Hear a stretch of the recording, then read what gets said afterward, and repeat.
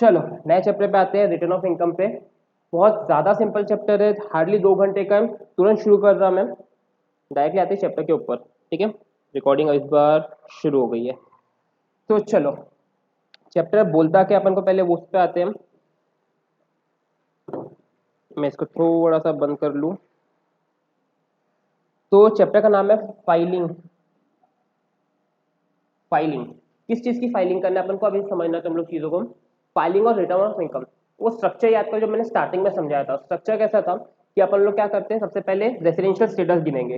Residential status के बाद में अपन क्या करते हैं, पांचों हेड में इनकम, तो सबको एक जगह लेके आएंगे। क्या बनेगा मेरा जीटीआई, तो उसमें से क्या माइनस हो गए डिडक्शन, क्या मिलेगा टोटल इनकम, उस पर क्या लगेगा टैक्स लगेगा। ये हो गया अपना स्ट्रक्चर। लेकिन जब मैं स्ट्रक्चर की बात करता तो एट द सेम टाइम मुझे एक और चीज समझ में आती कि स्ट्रक्चर बन तो गया, लेकिन ये सब कुछ मेरे को बताना पड़ेगा।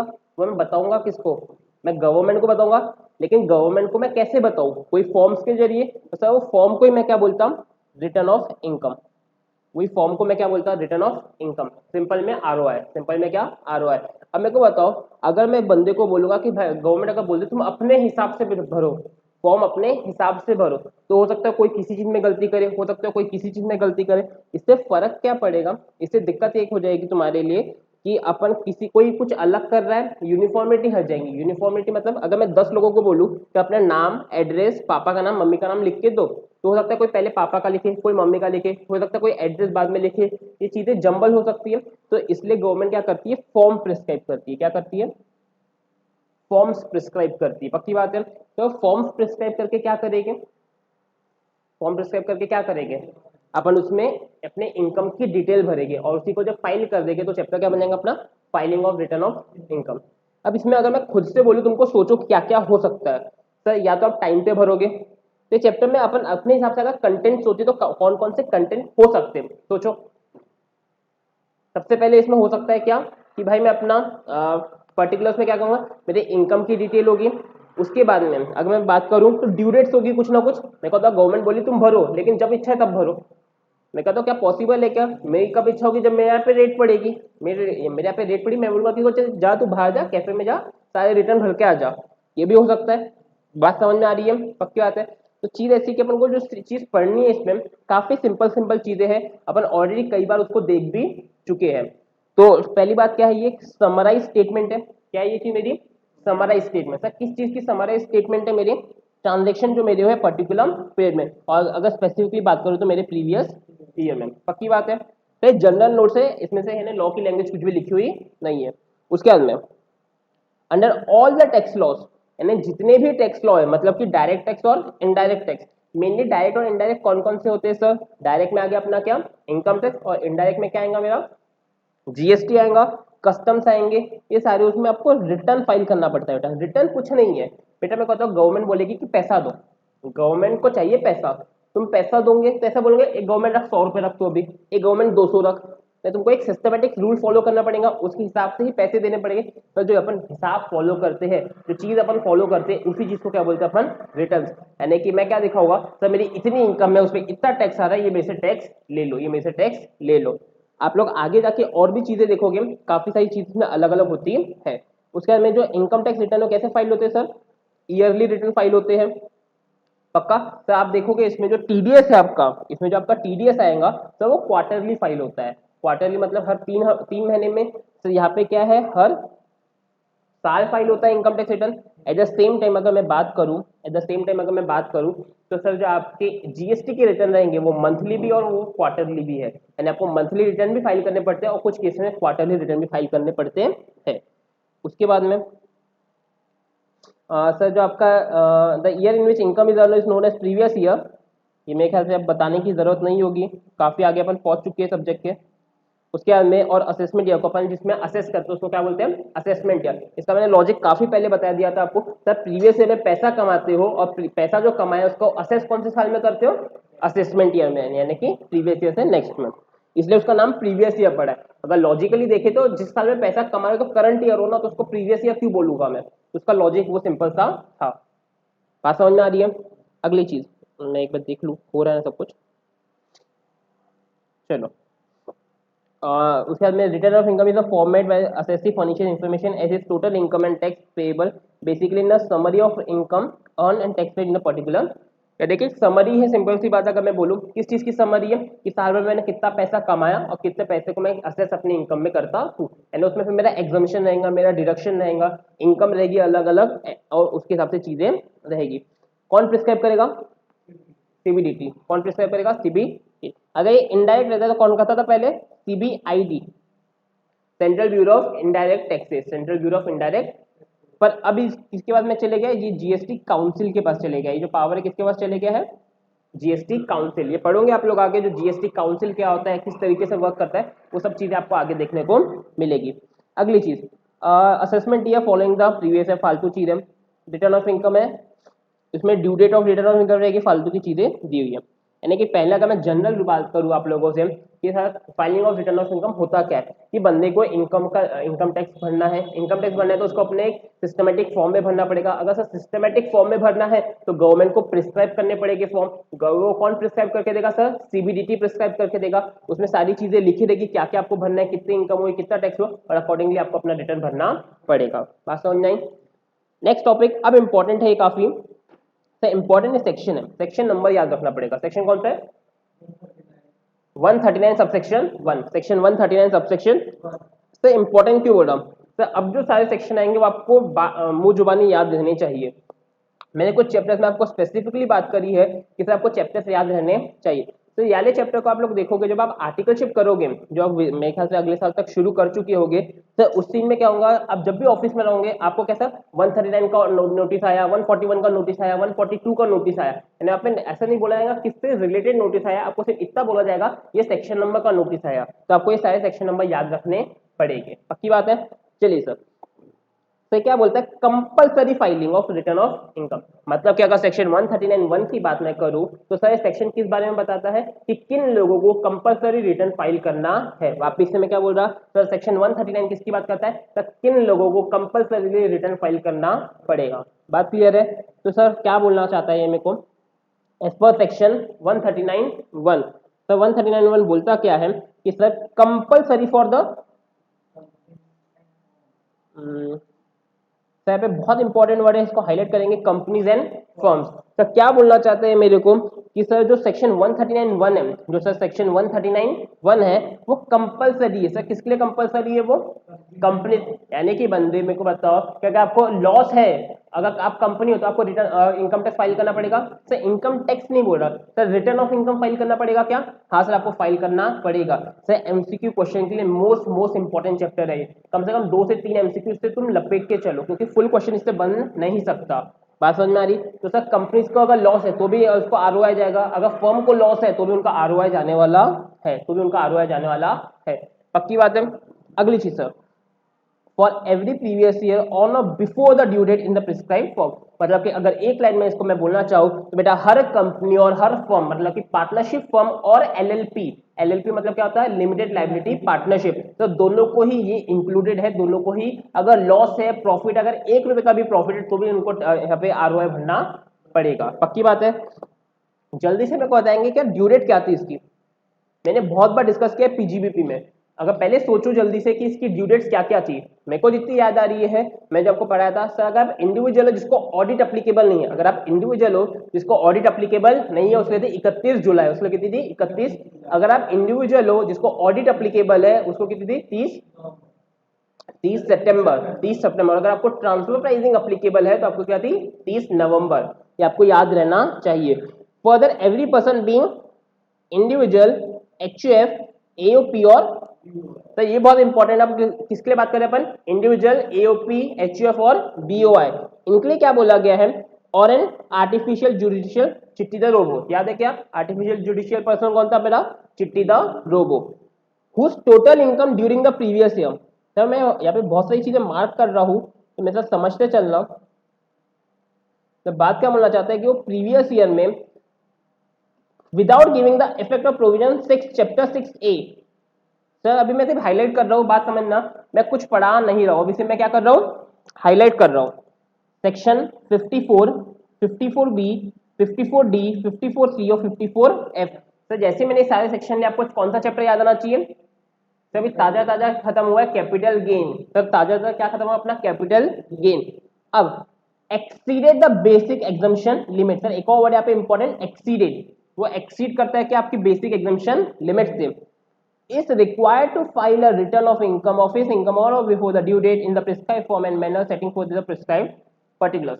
सर बोलना क्या चाहता है, सर इतनी सारी लाइन पढ़ा दी है लेकिन बोलना क्या चाहता है। तो पहली बात किसकी हो रही है, अगर मैं इसको आपको पूरा लेके चलूं, फिर मैं आपको करा के देता हूँ, ये आपको मैं एनालिसिस कराता किस तरह से लॉ का एनालिसिस हो सकता है या फिर चार्ट इसका बन सकता है।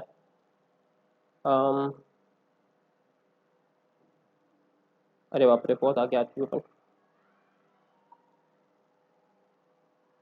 चलो सर सबसे पहले अप्लीकेबल किसको है, सर अगर मैं अप्लीकेबिलिटी की बात करूं तो सर किसको अप्लीकेबल है, इंडिविजुअल, एचयूएफ, एओपी, डीओआई और आर्टिफिशियल जुडिशियल पर्सन, सर इन लोगों को अप्लीकेबल है, पक्की बात है। अब सर अगली चीज क्या है, सर इन लोगों को कंपलसरी रिटर्न फाइल करना है, इन लोगों को कंपलसरी रिटर्न फाइल करना है अगर इनका टोटल इनकम क्या करता है, एक्सीड करता है, क्या करता है बेटा, एक्सीड करता है।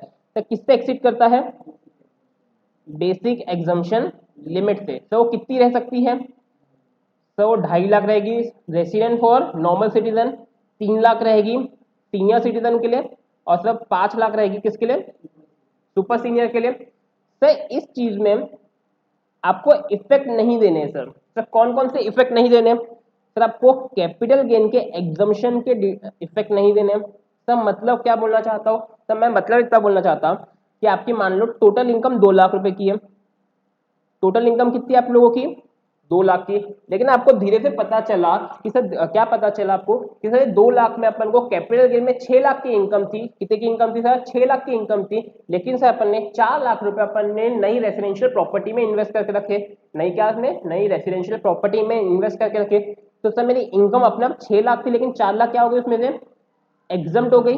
पर सर मेरी इनकम यहाँ पे क्या बोलता है कितनी है, 6 लाख की इनकम है, कितने की इनकम है सर 6 लाख की। तो सर क्या मेरे को कंपलसरी रिटर्न फाइल करना पड़ेगा क्या, नहीं सर, क्यों करना पड़ेगा सर, 2.5 लाख से कम है मेरी बेसिक एग्जम्पशन लिमिट से, नहीं सर। तो यहाँ पे एग्जम्पशन दिया हुआ है कि आप लोगों को जितना भी एग्जम्पशन मिला है कैपिटल गेन के अंदर वो आपको क्या करना है, एक्सक्लूड करके 2.5 लाख देखने हैं, वो चीज को एक्सक्लूड करके 2.5 लाख आपको देखने हैं। बात समझ में आई, हाँ सर। सर और क्या है वो करना है, सर चैप्टर 6A के डिडक्शन को भी इंक्लूड नहीं करना है। तो चैप्टर 6A के डिडक्शन कौन से, तो अपन ने अभी तक पढ़े नहीं लेकिन जब भी आएंगे तो आप देखोगे अपने पास बहुत बार जिक्र होता है, कुछ अच्छे कामों का गवर्नमेंट बोलता है अगर आप उसमें पैसा लगाते हो तो आपको एग्जम्पशन मिलेगा, सॉरी डिडक्शन मिलेगा। तो जैसे कि तो गवर्नमेंट बोलते हैं अगर तुम हमको पैसा दोगे, गवर्नमेंट क्या बोलती है, अगर तुम हमको पैसा दोगे हम तुमको डिडक्शन देंगे। गवर्नमेंट बोलते हैं अगर तुम पीपीएफ में पैसा डालोगे, पीपीएफ क्या, पब्लिक प्रोविडेंट फंड में पैसा डालोगे तो हम उसमें तुमको डिडक्शन देंगे। तुमने नॉर्मली सैलरी वाले चैप्टर में बहुत सारे क्वेश्चन में देखा होगा।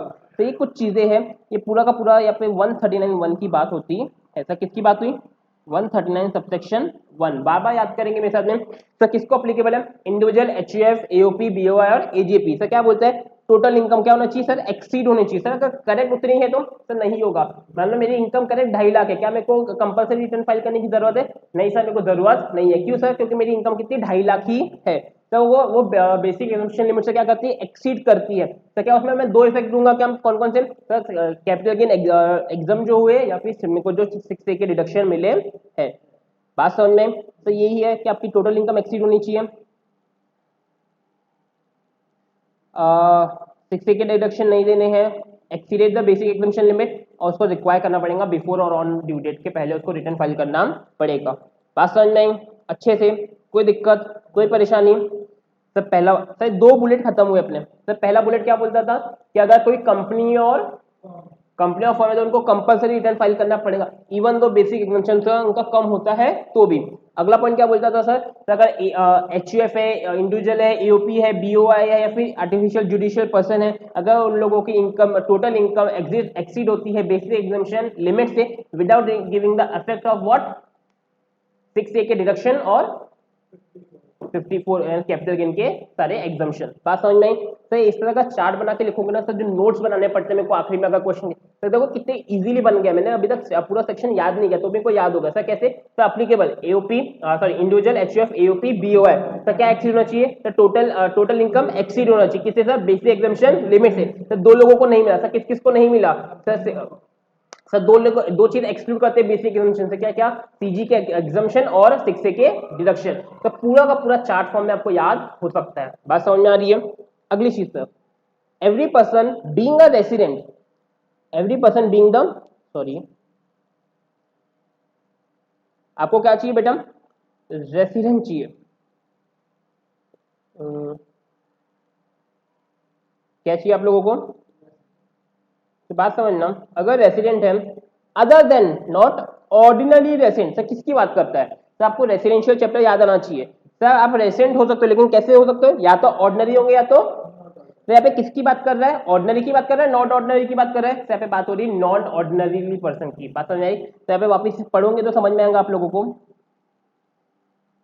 तो यहाँ पे क्या बोलना चाहते हैं वो मेरे साथ में, अगर कोई बंदा है, अगर कोई क्या बंदा है बीइंग अ रेसिडेंट, वो रेसिडेंट तो है but not an ordinary resident, मतलब कि वो ऑर्डिनरी रेसिडेंट नहीं है in India within the meaning of section 66, वो ये नॉट ऑर्डिनरी का, who is not required to furnish the return of under section 139(1). मैं को बताऊं ऊपर वाला जो सेक्शन था, ये जो सेक्शन की बात करें अपन ने, सेक्शन ये वाले सेक्शन की, यहाँ पे मैंने बात किया कि वो इंडिविजुअल रेसिडेंट होना चाहिए नॉन रेसिडेंट, तो अगर वो इंडिविजुअल रेसिडेंट हो या फिर नॉन रेसिडेंट, दोनों को ही सेक्शन 139(1) का क्लॉज सेकंड एप्लीकेबल होता है। तो क्लॉज सेकंड बोलता क्या है सर, अगर आपकी बेसिक एग्जामिनेशन से ज्यादा होती तो आपको compulsory return of income file करना पड़ेगा। तो ये वाला केस स्पेसिफिकली किसके लिए है, तो ये RNOR के लिए है, तो स्पेसिफिकली किसके नाम पे है ये, पक्का।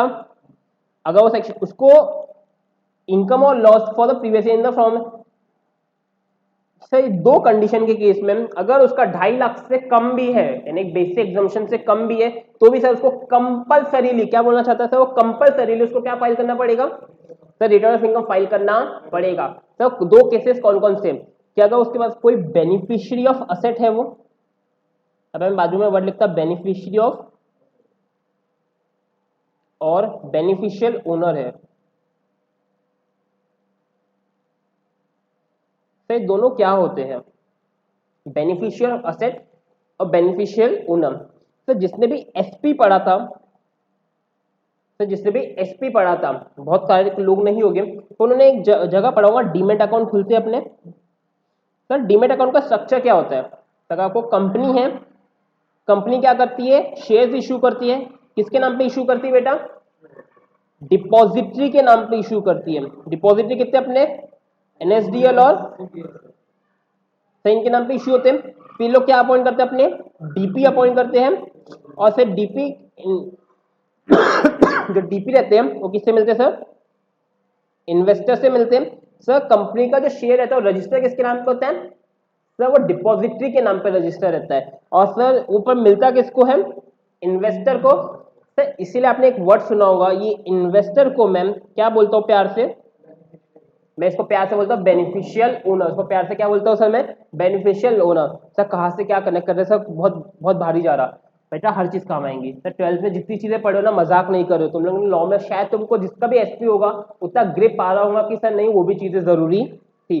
तो सर यहाँ पे बात क्या हुई, सर मेरे को वर्ड जो समझाना था आपको, बेनिफिशियल ओनर का मतलब क्या होता है, सर ये असेट है, सर मेरे पास में एक असेट है, मैं RNOR हूं, तो मैंने क्या किया,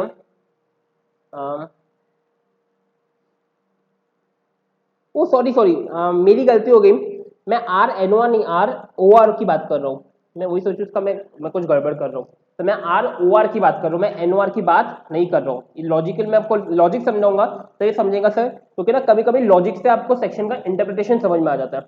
बात क्या हुई सर, मैं एक R क्या हूँ, OR हूँ, मैं हमेशा इंडिया में ही रहा हूँ। अब मैं ये प्लानिंग समझो, मैं हूँ, मैं ओनर हूँ, मेरे पास बहुत पैसा है, बहुत पैसा मेरे को चाहिए। अब मेरे को क्या करना है, ब्लैक मनी को बचाना है, ब्लैक मनी को बचाना है, तो सर क्या करूंगा मैं जाऊंगा विजय के पास, विजय मान लो मेरे घर पे काम करता है, उसको बोलूंगा भाई एक काम कर तू, मैं तेरे नाम पे एक असेट लेके रख देता हूँ, यानी कि एक असेट है, मेरे को प्रॉपर्टी खरीदना है वो मैं तेरे नाम पे रख देता हूँ। तो तेरे नाम पे रख दिया मतलब क्या हो जाएगा कि भैया प्रॉपर्टी मेरी है, प्रॉपर्टी रजिस्टर्ड, प्रॉपर्टी मेरी है लेकिन रजिस्टर किसके नाम पे, उसके नाम पे, उसका जो भी रेंट वगैरह आ रहा होगा, जो भी प्रॉपर्टी से जो पैसा आएगा वो सब किसको मिलेगा, तो मेरे को मिलेगा, क्योंकि वो मैं क्या हो जाऊंगा उसका बेनिफिशियल ओनर। सर रजिस्टर किसी और के नाम पे है लेकिन है किसकी, वो मेरी है। सर इस केस में मेरे को बताओ, अगर बेनिफिशियरी है, गवर्नमेंट को अगर ब्लैक मनी बचाना है तो क्या करेगा, तो अगर ब्लैक मनी बचाना है तो सिंपल सा केस करेगा, जितने भी बेनिफिशियल लोग हैं भाई, जितने भी बेनिफिशियल लोग हैं उनसे डेटा मांगेगा, भाई तुम्हारे पास पैसा आ कहां से है, तुम किस चीज के बेनिफिशियल। इसलिए यहाँ पे बोला गया अगर आपको 1 रुपए का भी बेनिफिशियल राइट मिलता है, अगर आप या तो बेनिफिशियल ओनर हो, बेनिफिशियल ओनर मतलब सर रजिस्टर किसी और के नाम की लेकिन ओनरशिप किसकी है, आपकी, एट द सेम टाइम आप बेनिफिशियल असेट होल्ड करते हो। तो बेनिफिशियल असेट क्या होता है, तो कोई असेट किसी और का है लेकिन जो बेनिफिट आ रहे हैं वो असेट से, मान लो कि विजय का एक घर है लंदन में, ठीक है, तो वहां पे रह मैं रहा हूं, वहां पे रह कौन रहा है, मैं रहा हूं, मैं ROR हूं, तो सीन क्या हुआ सर, असेट उसका है लेकिन बेनिफिट किसको मिल रहे हैं, मेरे को मिल रहे हैं। तो दो केस होते हैं, अगर या तो आप क्या हो, तो अगर आप लोग बेनिफिशियल ओनर हो तो, और अदरवाइज ऑफ एनी असेट, वो फाइनेंशियल इंटरेस्ट भी हो सकता है, फाइनेंशियल मतलब कोई डिबेंचर्स है सर, तो डिबेंचर्स का वो रजिस्टर उसके नाम पे लेकिन उसका जो डिविडेंड वगैरह वो मेरे को मिल रहा है, मतलब क्या होगा सर, बेनिफिशियल ओनर मैं हो गया। और अगर आप बेनिफिशियरी ऑफ एनी असेट हो, अगर वो बाहर है, तो सर दोनों केस में अगर आपका 1 रुपए का भी इनकम है तो भी आपको क्या करना पड़ेगा सर, आपको रिटर्न ऑफ इनकम फाइल करना पड़ेगा, आपको रिटर्न ऑफ इनकम फाइल करना पड़ेगा। सर बात समझ आएगा, तो तीनों क्लॉज हुए। तो 3 क्लॉज कौन कौन से हैं, सबसे पहले मेरे साथ बोलेंगे कंपनी ऑफ फर्म, तो कंपनी ऑफ फर्म क्या होगा उनका, तो कंपलसरी फाइल करना है, कंपलसरी फाइल करना तो है। तो उसके बाद में दूसरा कौन सा था मेरा, इंडिविजुअल, AOP, BOI, HUF, जो सारे केसेस थे सर, अगर उनका टोटल इनकम एक्सीड करता है, किससे एक्सीड करता है, बेसिक एग्जम्पशन लिमिट से। सर 2 एग्जम्पशन है, कौन कौन से, तो उसमें टोटल इनकम में इंक्लूड नहीं करना है एग्जम्पशन ऑफ कैपिटल गेन और एनी डिडक्शन। तो सर क्या होगा आप लोगों को, तो आपको उसके में अगर एक्सीड करता है तो भी आपको रिटर्न ऑफ इनकम फाइल करना पड़ेगा। तो तीसरा इंपॉर्टेंट क्लॉज जो इसी में छोटा सा छुपा के रखे थे इन्होंने, कि अगर ROR हो, तो आपको ना ROR जो कभी बाहर गई नहीं लेकिन उसका जो बाहर जो असेट है जो आउटसाइड इंडिया लोकेटेड है, उसका अगर बेनिफिशियरी हो, आइदर ऑफ ओनरशिप का बेनिफिशियरी और असेट का बेनिफिशियरी, तो भी आपको रिटर्न ऑफ इनकम फाइल करना पड़ेगा, तो भी आपको रिटर्न ऑफ इनकम फाइल करना पड़ेगा। बात समझ में आई, बहुत घुस के पढ़ रहे हैं, ध्यान दो, मजा आएगा। तो इसको लिखेंगे इंपॉर्टेंट। तो क्यों अमेंडमेंट है सर, अभी भी आया है, एकदम ताजा ताजा पढ़ा रहे हैं अपन, बात समझ में आ रही क्या, तो ताजा ताजा क्यों पढ़ रहे हैं, लॉजिक समझना तो बहुत ज्यादा इंपॉर्टेंट है। तो क्या बोलना चाहता है ये मेरे को, अगर कोई बंदा है, भाई बंदे की बात हो रही है, अदर देन कंपनी और फर्म, तो कंपनी और फर्म को क्यों हटाया, लॉजिक क्या है, अरे सर मेरे को तो कंपनी और फर्म को कोई ऑप्शन दिए क्या अपन ने, तो उनको तो compulsory return of income file करना है, तो ऑप्शन उनको मिला हुआ नहीं है। who is not required to furnish return under section 139(1). क्या बोलना चाहता है, कोई बंदा है जिसकी बेसिक एग्जम्पशन लिमिट एक्सीड नहीं हो रही है, उसको कोई बेनिफिशियल राइट नहीं है, कोई बेनिफिशियल ओनरशिप नहीं है, क्या वो 139(1) के अंदर उसको कंपल्सरी रिटर्न फाइल करना पड़ेगा क्या, नहीं सर, उसको कंपल्सरी रिटर्न फाइल करने की कोई भी जरूरत नहीं है। तो इस केस में मेरे को बताएंगे सर जरूरत तो नहीं है, जरूरत तो नहीं है, पर जो चीज है वो क्या है सर, लेकिन कुछ बहुत सारे लोग क्या करते हैं इंडिया में, जैसे बहुत सारे सिंधी और मारवाड़ी थे, वो क्या करेंगे, मस्त आएंगे, पैसा बहुत कमा रहे, अति में पैसा कमा रहे, रिटर्न दिखाएंगे 2 लाख की, 2.5 लाख की। तो उन केसेस को पकड़ने के लिए गवर्नमेंट ने क्या किया, ये 4 प्रोविजन लेके आया। तो इसमें आखिरी वाला कट कर सकते हो क्योंकि कोई भी कंडीशन प्रिस्क्राइब नहीं है, लेकिन एग्जाम में लिख के आना क्योंकि एक्ट में ऐसी है, पर रूल्स में कुछ भी प्रिस्क्राइब अभी तक हुआ नहीं है। तो सीन क्या है, तो सीन इस तरीके से है कुछ, बताता मैं आपको, तो 4 कंडीशन पढ़ो। हैज डिपॉजिटेड क्या डिपॉजिट किया बेटा उसने, an amount of aggregate of amount exceeding 1 crore or more current account maintain with the banking company or cooperative bank.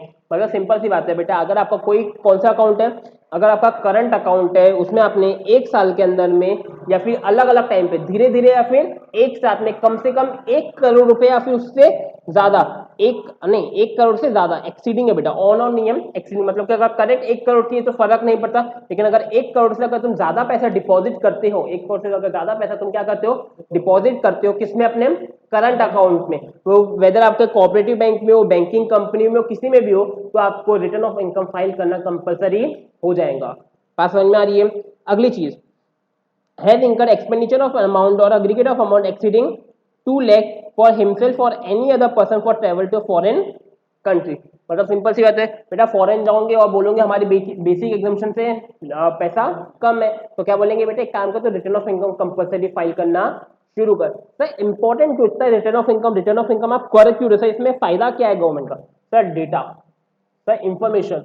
Sir एक बार किसी महान व्यक्ति ने बोला था कि अगला जो वर्ल्ड वार होगा वो ना ही वेपन्स के साथ होगा ना ही किसी और चीज के साथ होगा, वो होगा सिर्फ किसके, डेटा की वजह से और इंफॉर्मेशन की वजह से। सर जिस कंट्री का ज्यादा इंफॉर्मेशन है दूसरे की, सब वही यहाँ पे सुपर पावर है। आप लोगों को एक फैक्ट बताता हूं, अमेरिका की कंपनी है CIA, इंटेलिजेंस ब्यूरो, अमेरिका का 30% पैसा से वो कंपनी में खर्च होता है। तो वो इतना पैसा क्यों खर्च करती है, तो इतना लॉजिकली इतना पैसा क्यों? तो चीज ऐसी है कि दूसरों की इंफॉर्मेशन अमेरिका को दूसरों से पहले हो जाती है, इसलिए इतना आगे है। फर्क यहाँ पे इतनी है इंफॉर्मेशन सर। जो आप लोग अलग अलग एप्स में इंफॉर्मेशन डालती है सर, सब कुछ बिकता है, सब कुछ। यानी आपके आधार कार्ड अभी मैं बोलूंगा तो कितने लोगों के पास होगा पता नहीं। आपने नॉर्मली सोचा होगा आपको कभी कभी अलग अलग नंबर से मैसेज आते हैं, फोन आते हैं, कुछ भी आते हैं। सर एक लॉजिक होता है, आपका नंबर उनके पास पहुंचा कैसे? तो ऐसा तो नहीं हवे में पहुंच गया होगा या फिर तुक्के लगाए जा रहे। सो सब कुछ खरीदे जाते, सब कुछ खरीदे और बेचे जाते। बात समझ में आ रही? तो अपन छोड़ते इस चीज का। तो यहाँ पे चीज है, गवर्नमेंट को चाहिए इन्फॉर्मेशन, इसलिए वो क्या बोलते हैं, एक काम करो तुम रिटर्न ऑफ इनकम फाइल करो। उस केस में क्या होगा सर, पहला केस बोला अगर आपने कोऑपरेटिव अकाउंट में 1 करोड़ रुपए से ज्यादा डिपॉजिट किया है। अगली चीज क्या है सर, सेविंग बैंक नहीं बोला, क्या बोला मैंने, अपना करंट अकाउंट पे, पक्की बात है। दूसरी चीज क्या है, अगर आप कोई फॉरेन का, अगर फॉरेन घूमने गए आपने 2 लाख से ज्यादा खर्चा किए, या तो खुद के लिए या आपका भाई जा रहा था अपने भाई को पैसे दे दिए, उस केस में। तो तीसरा केस क्या है कि अगर आपका, ये सबसे इंपॉर्टेंट है, इसको बहुत बहुत बहुत इंपॉर्टेंट मार्क करना, तो क्योंकि इसमें इतने लोग फंसेंगे जिसकी हद नहीं। सर अगर आपकी टोटल आपके नाम पे जो मीटर रहेगा सर वो घर का रहे, बिजनेस का रहे, कहीं का रहे, अगर आपके नाम पे मीटर है बेटा और उसका खर्चा टोटल साल भर में 1 लाख रुपए से ज्यादा आया, यानी कि महीने का अगर तुम मानोगे तो 8-8,500 रुपए मैक्सिमम, जो नॉर्मली अपने घर का भी कभी कभी आ जाता है, बात समझ में आ रही? तो भी आपको रिटर्न ऑफ इनकम फाइल करना कंपलसरीली फाइल करना पड़ेगा। बात समझ में आ रही है? पक्का। और चौथे साल अभी तक की कोई कंडीशन आई नहीं है, उसमें लिखा है कोई भी कंडीशन प्रिस्क्राइब होती है तो डालना पड़ेगा। लेकिन सर 3 इंपॉर्टेंट कंडीशन कौन कौन सी है? तो करंट अकाउंट में 1 करोड़ से ज्यादा किए, दूसरी चीज क्या है, फॉरेन में 2 लाख से ज्यादा का खर्चा किए, और तीसरा क्या है आपका इलेक्ट्रिसिटी बिल 1 लाख से ज्यादा आता है। तो सर 1 लाख करेक्ट आया तो सर यहाँ पे वर्ड बहुत प्यारा सा दिया हुआ है, एक्सीडिंग। बात समझ में आ रही है? पक्का। आगे बढ़े सर, एक बार पहले पूरा का पूरा एक चार्ट बना देता हूं छोटा सा, समझो सर। सर जब मैं वन सेक्शन 139(1) की बात करता हूं सर, किसकी बात करता हूं, 139(1) की। तो सर सबसे पहले इसमें बात क्या होगी सर, 2 में बांट दो sir, company, individual, HUF, AOP, DOI और AJP, सर इनको डाल दो कंपलसरी। कंपनी और अगर पार्टनरशिप फॉर्म है तो सर इनको क्या रहेगा, हमेशा हमेशा तो कंपलसरी रहेगा, कोई भी एग्जाम्पशन इनको मिला हुआ नहीं है। लेकिन सर जब मैं इनके केस में डालता हूं तो सर ऊपर वाला चार्ट था मेरा, सर अगर इनका टोटल इनकम क्या करता है सर, एक्सीड करता है, सर किससे एक्सीड करेगा सर, बेसिक एग्जाम्पशन।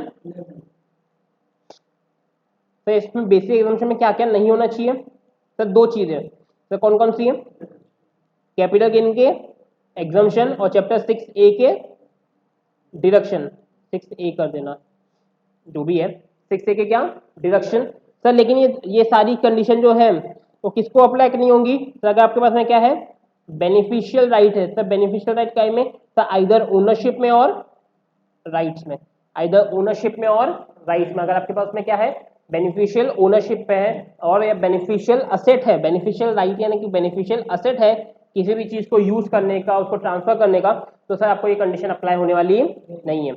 अगली चीज तो उसके बाद में भी ये सारी की सारी कंडीशन भी अप्लाई कब नहीं होगी सर, 4 केस में। अगर करंट अकाउंट में 1 करोड़ से ज्यादा है, अगर सर फॉरेन गए हो 2 लाख से ज्यादा का खर्चा किए हो, या सर आपका इलेक्ट्रिक बिल कितना आया है 1 लाख से ज्यादा, और सर अदर कंडीशन इसमें भी डिस्क्राइब। सर पूरा का पूरा सेक्शन 139 मैंने इतने से उसमें कवर कर दिया। बात समझ में आ रही है सर? यही चीज है, आपको पता है चीज क्या होने वाली है, थोड़ा सा टॉपिक से भटक रहा हूं सर। आज के अगर मैं डेट आपको बताऊं तो आज की डेट कुछ है 3 जून। एक बार देख लेता, रिकॉर्डिंग तो शुरू है ना, लफड़ा ना हो जाए। तब ऐसा ना, दूध का जला छाछ भी फूक फूक के पीता है। तो इतनी बार रिकॉर्डिंग करके भूला हूं ना, यानी रिकॉर्डिंग स्टार्ट नहीं होती, मैं बकते रहता हूँ 1 घंटे बाद पता चलता भाई रिकॉर्डिंग ही नहीं हुई। तो चलो छोड़ो, बहुत गर्मी है। चलो, सीन ऐसा है, आज 3 जून है, अपन लोग ये टॉपिक पढ़ रहे हैं। तो ये आज बहुत आसान लग रहा होगा आपको, लग रहा होगा ग्रुप 2 करें। बहुत सारे लोगों का फोन आया, सर ग्रुप 2 करना चाहिए, सर पढ़ाई नहीं हो रही है, बहुत सारी चीजें कंप्लीट नहीं हुई है, सर क्या करें। सर मेरे को एक चीज बताओ, अगर मैं एक चीज बोलूं, हमने जब एग्जाम देते हैं, I will be more benefit अगर मेरा जो कोर्स है 15 दिन बाद खत्म होता है, लेकिन अगर मेरे को 15 दिन, जब मेरा ग्रुप 1 खत्म हुआ, मेरे को 15 दिन टाइम मिलता है मैं पढ़ सकूं। तो ऐसा मैं क्यों बोल रहा हूँ। तो मेरे क्लास में जितने लोग थे ना, उनका एक प्रॉब्लम था। तो जब ग्रुप 1 खत्म हुआ, उसके अगले दिन से ग्रुप 2 शुरू हो गया। आप लोग टाइमिंग सोचो, हमारा क्लास होता था सुबह सुबह 7 बजे से शाम को 4 बजे तक के। तो इसमें फर्क क्या पड़ता था, रात में थक गए 1-2 घंटा पढ़े, खत्म कर दिए।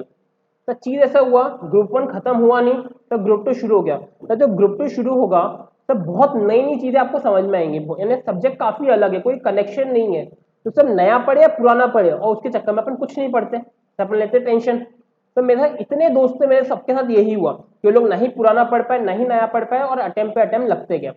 तो चीज आज की डेट पे ऐसी है आप लोगों की, सर अगर आज कोर्स कंप्लीट भी हो जाता है, लेकिन आपको ये बेनिफिट रहेगा कि आपकी ग्रुप 1 की 2 सब्जेक्ट की टेस्ट लेके खत्म हो चुकी है। सर लॉजिकली अगर मैं बोलूं, अगर आपका कोर्स डिले हो रहा है 10-15 दिन से, क्योंकि आपका एग्जाम भी उतना डिले होगा, तो आप लोगों को उतना टेंशन लेने की जरूरत नहीं है कि कोर्स नहीं हुआ। आपको उतना ये भी सोचना पड़ेगा कि सर नहीं, हमारा कोर्स, इनमें हमें टेस्ट भी हो रही है, तो सर ये सबको छोड़ दे, सर हम लोग सब कर लेंगे, हम होशियार लोग हैं। आपको ग्रुप 2 के 2 सब्जेक्ट बताता, एक है EISSM और एक है ऑडिट, एक आएगा इको। तो तीनों के तीनों यानी पूरा थ्योरी। और सर अगर मैं एडवांस अकाउंट का चैप्टर बोलूँ ना, सर वो भी एक्चुअली प्रैक्टिकल के नाम पे थ्योरी है। यानी कि सर उसमें है, यानी प्रैक्टिकल क्वेश्चन नहीं मिलेंगे, लेकिन सर जब तक के थ्योरी याद नहीं होंगे, एडवांस अकाउंट तुम कर नहीं सकते। Sir banking regulation act, insurance company का एक्ट, तो ये सब कुछ है उसमें। तो चीज ऐसी हो जाती है। सर ऑडिट मैंने पढ़ा बहुत अच्छे से पढ़ा, सर सब बोलते तो ऑडिट समझ में आ जाता है, एग्जाम में क्या लिखे पढ़ले ही नहीं पड़ता। तो ऑडिट समझता सब कुछ है, लेकिन सर एग्जाम में क्या लिखे सब कुछ भी समझ में आता नहीं है। तो सर दिक्कत क्या है, ऐसा क्यों होता है लोगों के साथ में। सर दिक्कत ये है ना बस, सर दिक्कत इसमें ऐसी हो जाती है ना कि सर ऑडिट पढ़े और भूल गए, पढ़े और भूल गए। सर लोगों के साथ में बहुत बड़ी प्रॉब्लम है कि वो एक बार पढ़ते हैं और अगली बार पढ़ते ही नहीं है। एक बार आपको पढ़ लिए, लेकिन अगली बार पढ़े ही नहीं। और सर जब EISSM और ऑडिट जैसे पूरे थियोरेटिकल सब्जेक्ट आएंगे ना, सर दिमाग में इतना प्रेशर बढ़ेगा जिसकी हद नहीं। तो सर वो जितना लेट हो, सर एग्जाम के जितना पहले होगा ना, उतना वो दिमाग में रहेगा कि अभी अभी ताजा ताजा पढ़ा हुआ है। तो 2 सब्जेक्ट में बोलता हूँ सर, एग्जाम के जितना पहले पढ़ोगे उतना अच्छा है। एट द सेम टाइम लोग बाकी के सब्जेक्ट आपके होते ही जा रहे हैं। और ये मत सोचना कि सर ग्रुप 2 नहीं पढ़ते, तो क्योंकि आज अगर मैं 6वें महीने की बात कर रहा, आपका हमने सिर्फ 5 से 6 महीने पढ़े हुए हैं, तो 5 से 6 महीने में क्या करोगे। तो चीज ऐसी है, 5 से 6 महीने में 2.5 महीने का कोर्स है ग्रुप 2 का, तो आपका 2 से 2.5 महीने और बचते। और सर वो जब तुम ग्रुप 2 करोगे, तभी भी आपकी ग्रुप 1 की क्लासेस बंद नहीं होने वाली। सबसे अच्छी बात यह है कि मैंने कमिट किया कि अपन रोज शाम को आधे से 1 घंटा बैठेंगे, तो पूरा टेक्स्ट पढ़ेंगे। सर जो अपने ग्रुप 2 पढ़ा अपन उसको रिवाइज करेंगे। तो उससे फर्क क्या पड़ेगा, तो उससे फर्क इतना अच्छा पड़ेगा कि सर आपका ग्रुप 1 भी साथ में चलते रहेगा, मतलब उस चीज को कभी भूलोगे नहीं, और सर साथ में ग्रुप 2 भी चलता रहेगा। तो जब एग्जाम टाइम आएगा ना, तो यू विल बी कॉन्फिडेंट कि नहीं दोनों चीज हाथ में है। बात समझ में आ रही। तो इससे ज्यादा टाइम मैं नहीं लूंगा, बाकी आप लोग रेशनल जो आपको ठीक लगता है सोचो, मुझे बताओ। मैं अगले टॉपिक में आ जाता हूँ। तो एक छोटा सा क्वेश्चन है, तो इलस्ट्रेशन है। पारस की एज कितनी है सर, 55, और रेसिडेंट है, मतलब कि नॉर्मल 2.5 लाख की लिमिट लगेगी। फाइनेंशियल ईयर में 19 ले लेता सर, 19-20 इंटरेस्ट मिला उसको 2,88,000 का। Was credited to NRE account with SBI। तो ये क्या होता है NRE अकाउंट, आपको कोर्स में नहीं है तो भी एग्जांपल में दिया, इसलिए बता देता सर। जो बाहर से लोग आते हैं अगर वो पैसा कमाते हैं, तो सब पूरा का पूरा पैसा वापस नहीं ले जा सकते हैं, सब कुछ रिपेट्रिएशन के रूल रहते हैं। मतलब कि कोई बंदा है, मान लो वोडाफोन यहाँ पे 20 करोड़ रुपए कमा लिए, तो सर अपन वोडाफोन को नहीं बोलेंगे काम कर 20 करोड़ ले अपने घर लेके जा, यानी अपनी कंट्री लेके जा। अपने यहाँ पे रूल ऐसा है कि अगर तूने 20 करोड़ कमाया ना, तो कम से कम उसका 75% इंडिया में ही यूटिलाइज कर, इंडिया में ही खर्च कर। मतलब कि जो पैसा कमाया उसको वापस ले जाने का रूल नहीं है। लेकिन सर जिनका भी ये NRE अकाउंट रहता है, NRE अकाउंट में जितना पैसा आया आप लोग बाहर ले जा सकते हो। नॉर्मली जो भी यहाँ पे सैलरी क्लास पर्सन रहता है, उन लोगों को अकाउंट खोलने को मिलता है। अगली चीज, सर जो भी था, सर SBI में उसको 30,000 रुपए मिले, किसके, फिक्स डिपॉजिट विद SBI के नाम से। उसको ये पूछा गया और 3,000 रुपये और कुछ मिले उसको सेविंग अकाउंट से, is Paras required to file an इंक। तो ये बहुत फालतू सा क्वेश्चन है, क्योंकि आप लोगों का एक चैप्टर आएगा आखिर में कौन कौन सी चीजें एग्जाम्प्ट है, उसमें बताऊंगा ये जो 2,88,000 वो एग्जाम्प्ट होता है। पक्की बात है। तो सर उसके पास कितना पैसा बचा, तो ये 30,000 रुपये इसके बचे SBI के, 30,000 रुपये इधर इसने कमाया, प्लस 3,000 रुपये उसको और मिला, टोटल इनकम कितनी हो गई 33।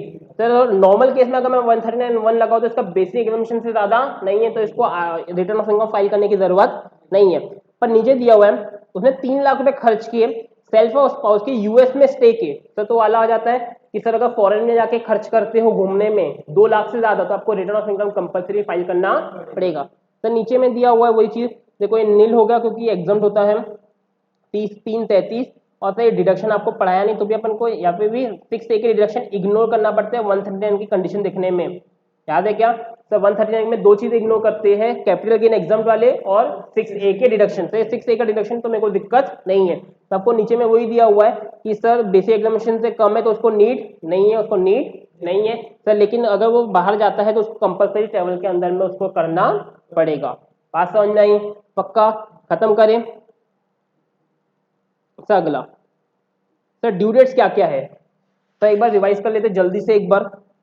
सर ड्यू डेट्स क्या क्या है, सॉरी 139(1), सर 139(1) वहां पे कौन है, 2 लोग है सर, 2 लोग कौन कौन से, कंपनी और पार्टनरशिप फर्म, सर उनको क्या है compulsory. At the same time यहाँ पे कौन है sir, individual, HUF, AOP, BOI और आर्टिफिशियल जुडिशियल पर्सन। उन केस में सर टोटल इनकम एक्सीड करना चाहिए सर किससे, बेसिक एग्जामिनेशन लिमिट से। लेकिन सर 2 चीजें उसको इंक्लूड अपन करते नहीं है, कौन कौन से सर, कैपिटल गेन और कैपिटल गेन एग्जाम्पशन और कौन सा 6A के डिडक्शन। पर सर अगर आपका कोई बेनिफिशियल ओनरशिप है, बेनिफिशियल राइट है आउटसाइड इंडिया, तो सर आपको इसमें क्या होगा, कंपल्सरी रिटर्न फाइल करना पड़ेगा। तो अगर इंडिया में बेनिफिशियल राइट है तो सर नहीं फर्क पड़ता, अभी से बेसिक एग्जाम्पशन लिमिट में चेक करूंगा बस में। तो अगर आपका बेनिफिशियल इंटेंट इंडिया के बाहर है तभी आपको चेक करना है कि तभी आपको कंपलसरी होता है। तो इसके अलावा क्या है सर, 3 केस है सर, 3 केस कौन कौन से सर, 1 करोड़ से ज्यादा करंट अकाउंट में, 2 लाख से ज्यादा घूमने में फॉरेन में, और 1 लाख से ज्यादा इलेक्ट्रिसिटी का बिल। अगर ये सब है तो तो भी आपको कंपलसरी रिटर्न फाइल करना पड़ेगा। काफी कुछ हो गया, बात समझ में आई क्या। चलो सर इतना सा पढ़ाने में अपन को मेरे ख्याल से आधा से पौन घंटा लग गया होगा, तो 37 मिनट्स लग चुके हैं मुझे। पर सीन ऐसा है कि सर अब मजा आ रहा होगा, रिवीजन बार बार हो रहा है क्योंकि मैं भी खुद लाइव पढ़ा रहा हूँ, सामने में विजय बैठा हुआ है मेरे। तो चीज क्या हो रही है कि मैं फील लेके रिवाइज बार बार करा पड़ा, घर में वो फीलिंग ही नहीं आती थी मेरे को। तो ड्यू डेट पे आ जाता हूँ मैं sorry sir, due date sir अगर कंपनी है तो सर 30 सितंबर। सर अगर कोई बंदा है जिसको इनकम टैक्स में ऑडिट रिक्वायर्ड है, या फिर वर्किंग पार्टनर है कोई पार्टनरशिप फर्म का जिसको ऑडिट रिक्वायर्ड है, तो भी क्या रहेगा सर 30 सितंबर रहेगा, और अदर केस है तो 31 जुलाई। इसमें आप डाल सकते हो 13 नवंबर रहेगा जिसको बेटा ट्रांसफर प्राइसिंग अप्लाई रहती है, 13 नवंबर जिसको ट्रांसफर प्राइसिंग अप्लाई अप्लीकेबल रहती है।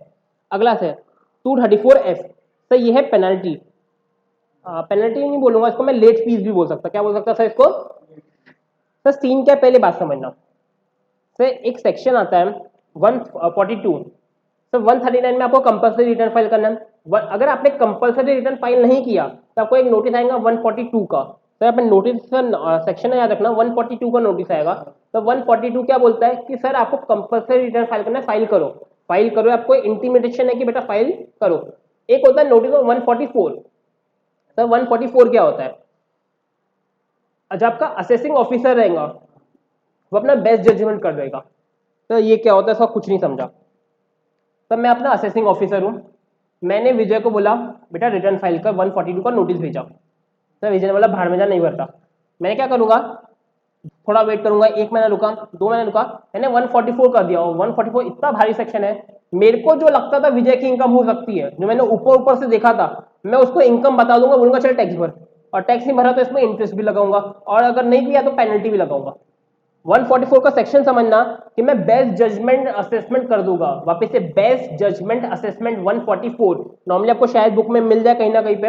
144 सिंपल सी बात करता है कि मेरे पास में जो इंफॉर्मेशन है मैं उसके हिसाब से तेरा असेसमेंट कर दूंगा। अगली चीज ड्यू डेट में एक बात बतानी थी, तो बहुत लोग सुनते हैं कि सर ड्यू डेट बढ़ गई, तो बहुत सारे लोग क्या सुनते हैं ड्यू डेट पहले इतनी थी अब बढ़ गई। सर आप लोगों को याद नहीं रखना, सर आप लोगों के जो एक्ट में दिए वही ड्यू डेट्स काम आएंगे, प्रैक्टिकली आपको ड्यू डेट्स देखना नहीं है, ठीक है।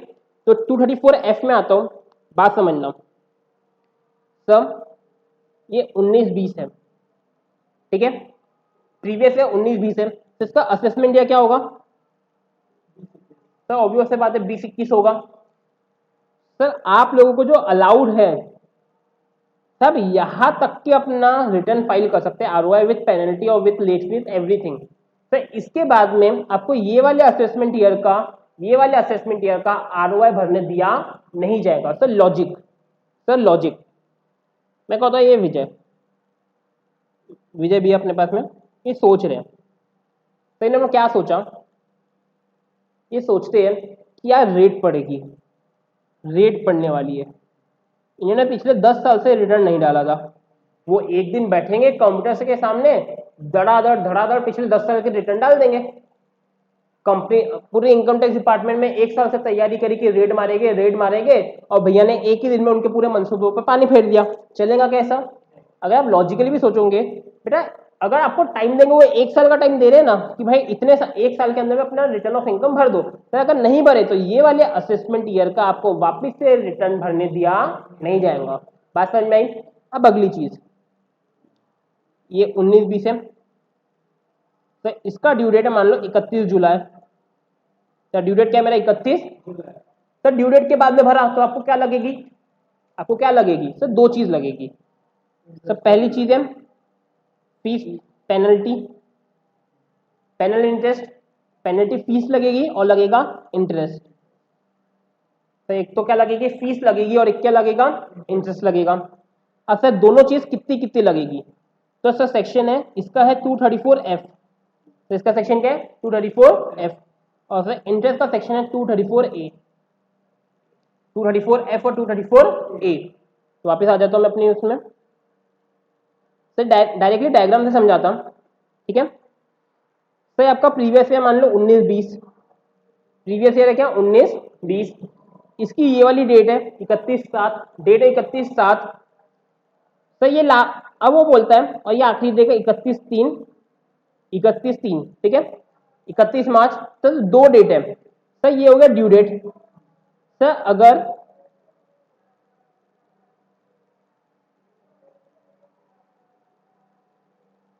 सचिन सर मतलब अगर सही इसके पहले अपना वो भर दे, अरे यार हाईलाइट क्यों नहीं हो रहा, तो अगर वो इसके पहले अपना रिटर्न पे कर दे, रिटर्न भर दे ड्यू डेट के पहले, तो क्या उसको पेनल्टी लगेंगी क्या? नहीं सर, इसके पहले कोई बात ही नहीं आती। लेकिन सर अगर वो इसके बाद तक भरता है, तो थोड़ा सा ध्यान देना मेरे साथ में, अगर सर वो 31 दिसंबर तक भर देता है, तो कब तक की बात हो रही है? 31 दिसंबर तक। अगर यार ये हो नहीं रहा है,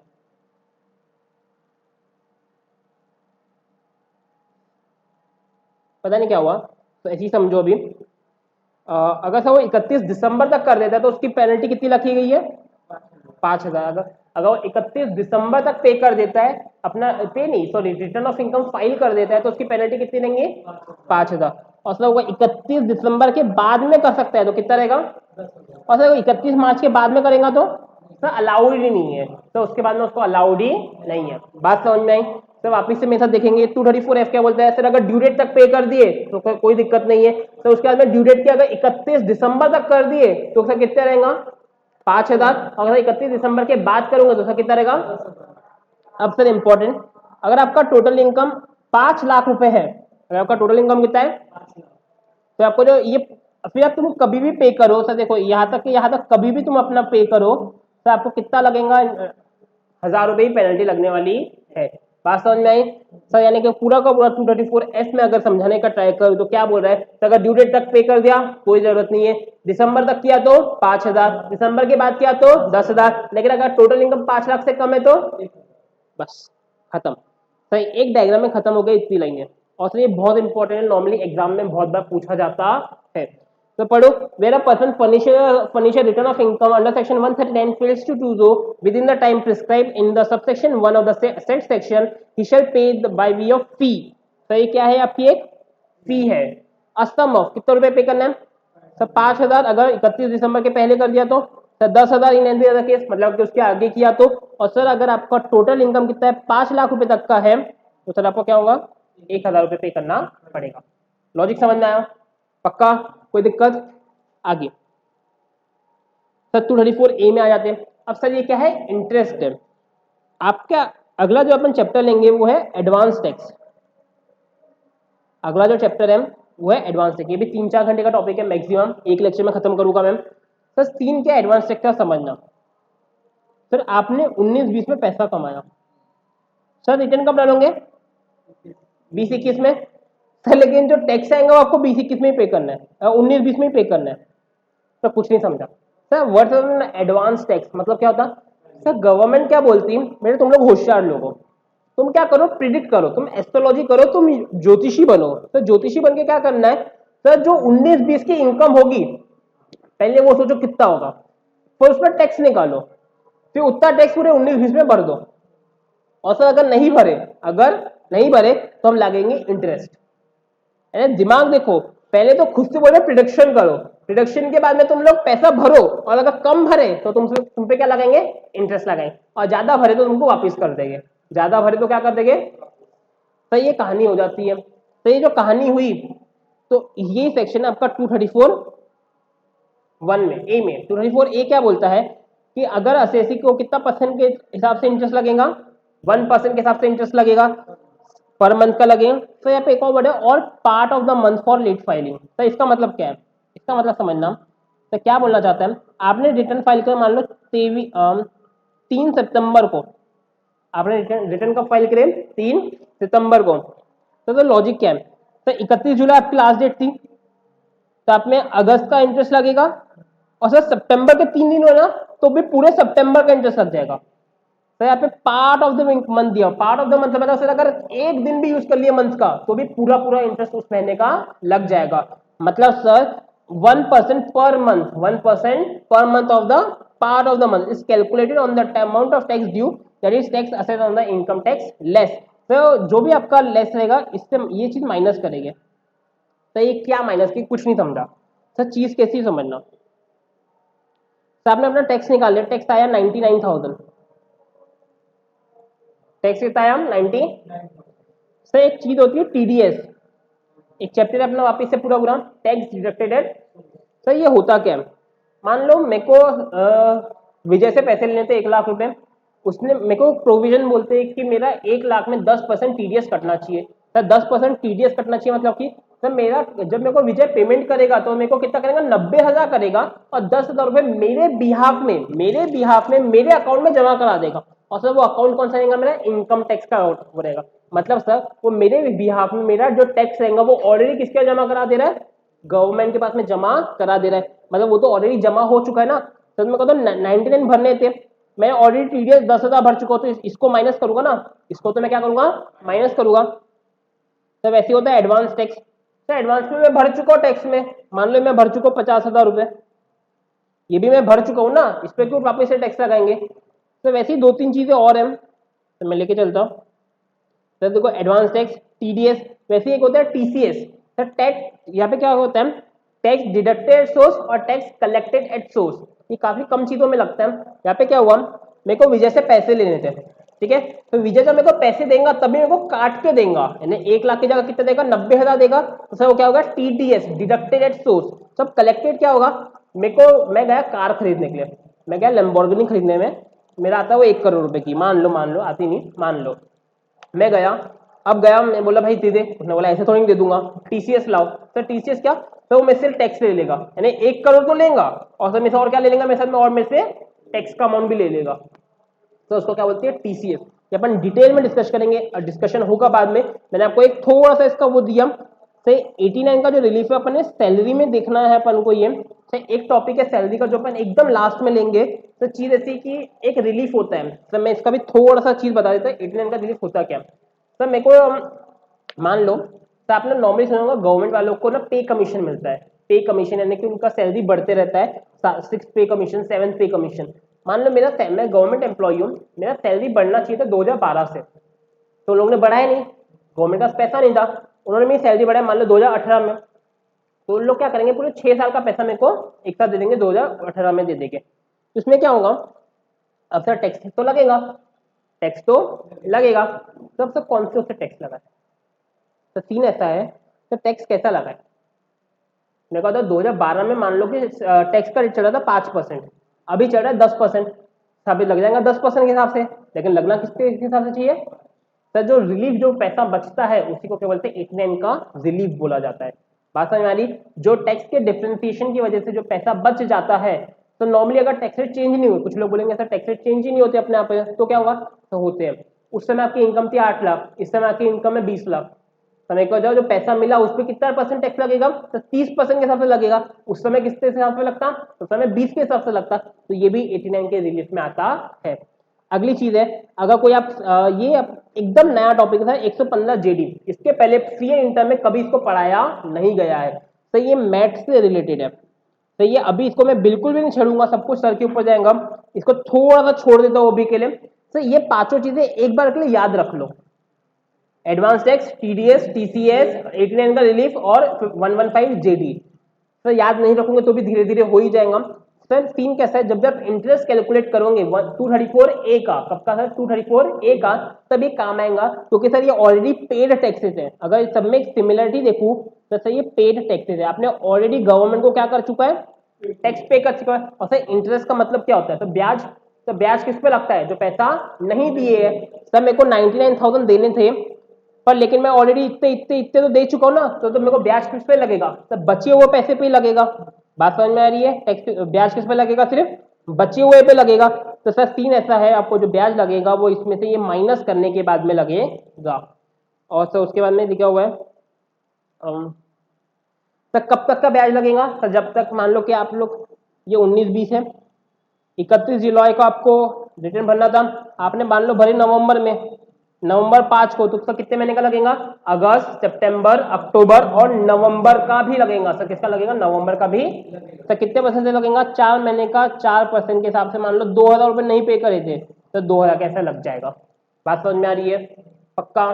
कोई दिक्कत, कोई परेशानी? क्लियर है? आगे चीज, तो ये आया 144, मैं आपको बोल रहा था ना। तो मान लो ये 19-20 है, 31 जुलाई, मैंने रिटर्न नहीं भरा, मेरा 144 हो गया। तो 144 हुआ, इसका मतलब मेरा रिटर्न भर चुका है क्या? लॉजिकली सोचो, मेरा असेसमेंट असेसिंग ऑफिसर ने कर दिया, उसके बाद जो इन्फॉर्मेशन थी उसने मेरा रिटर्न भर दिया।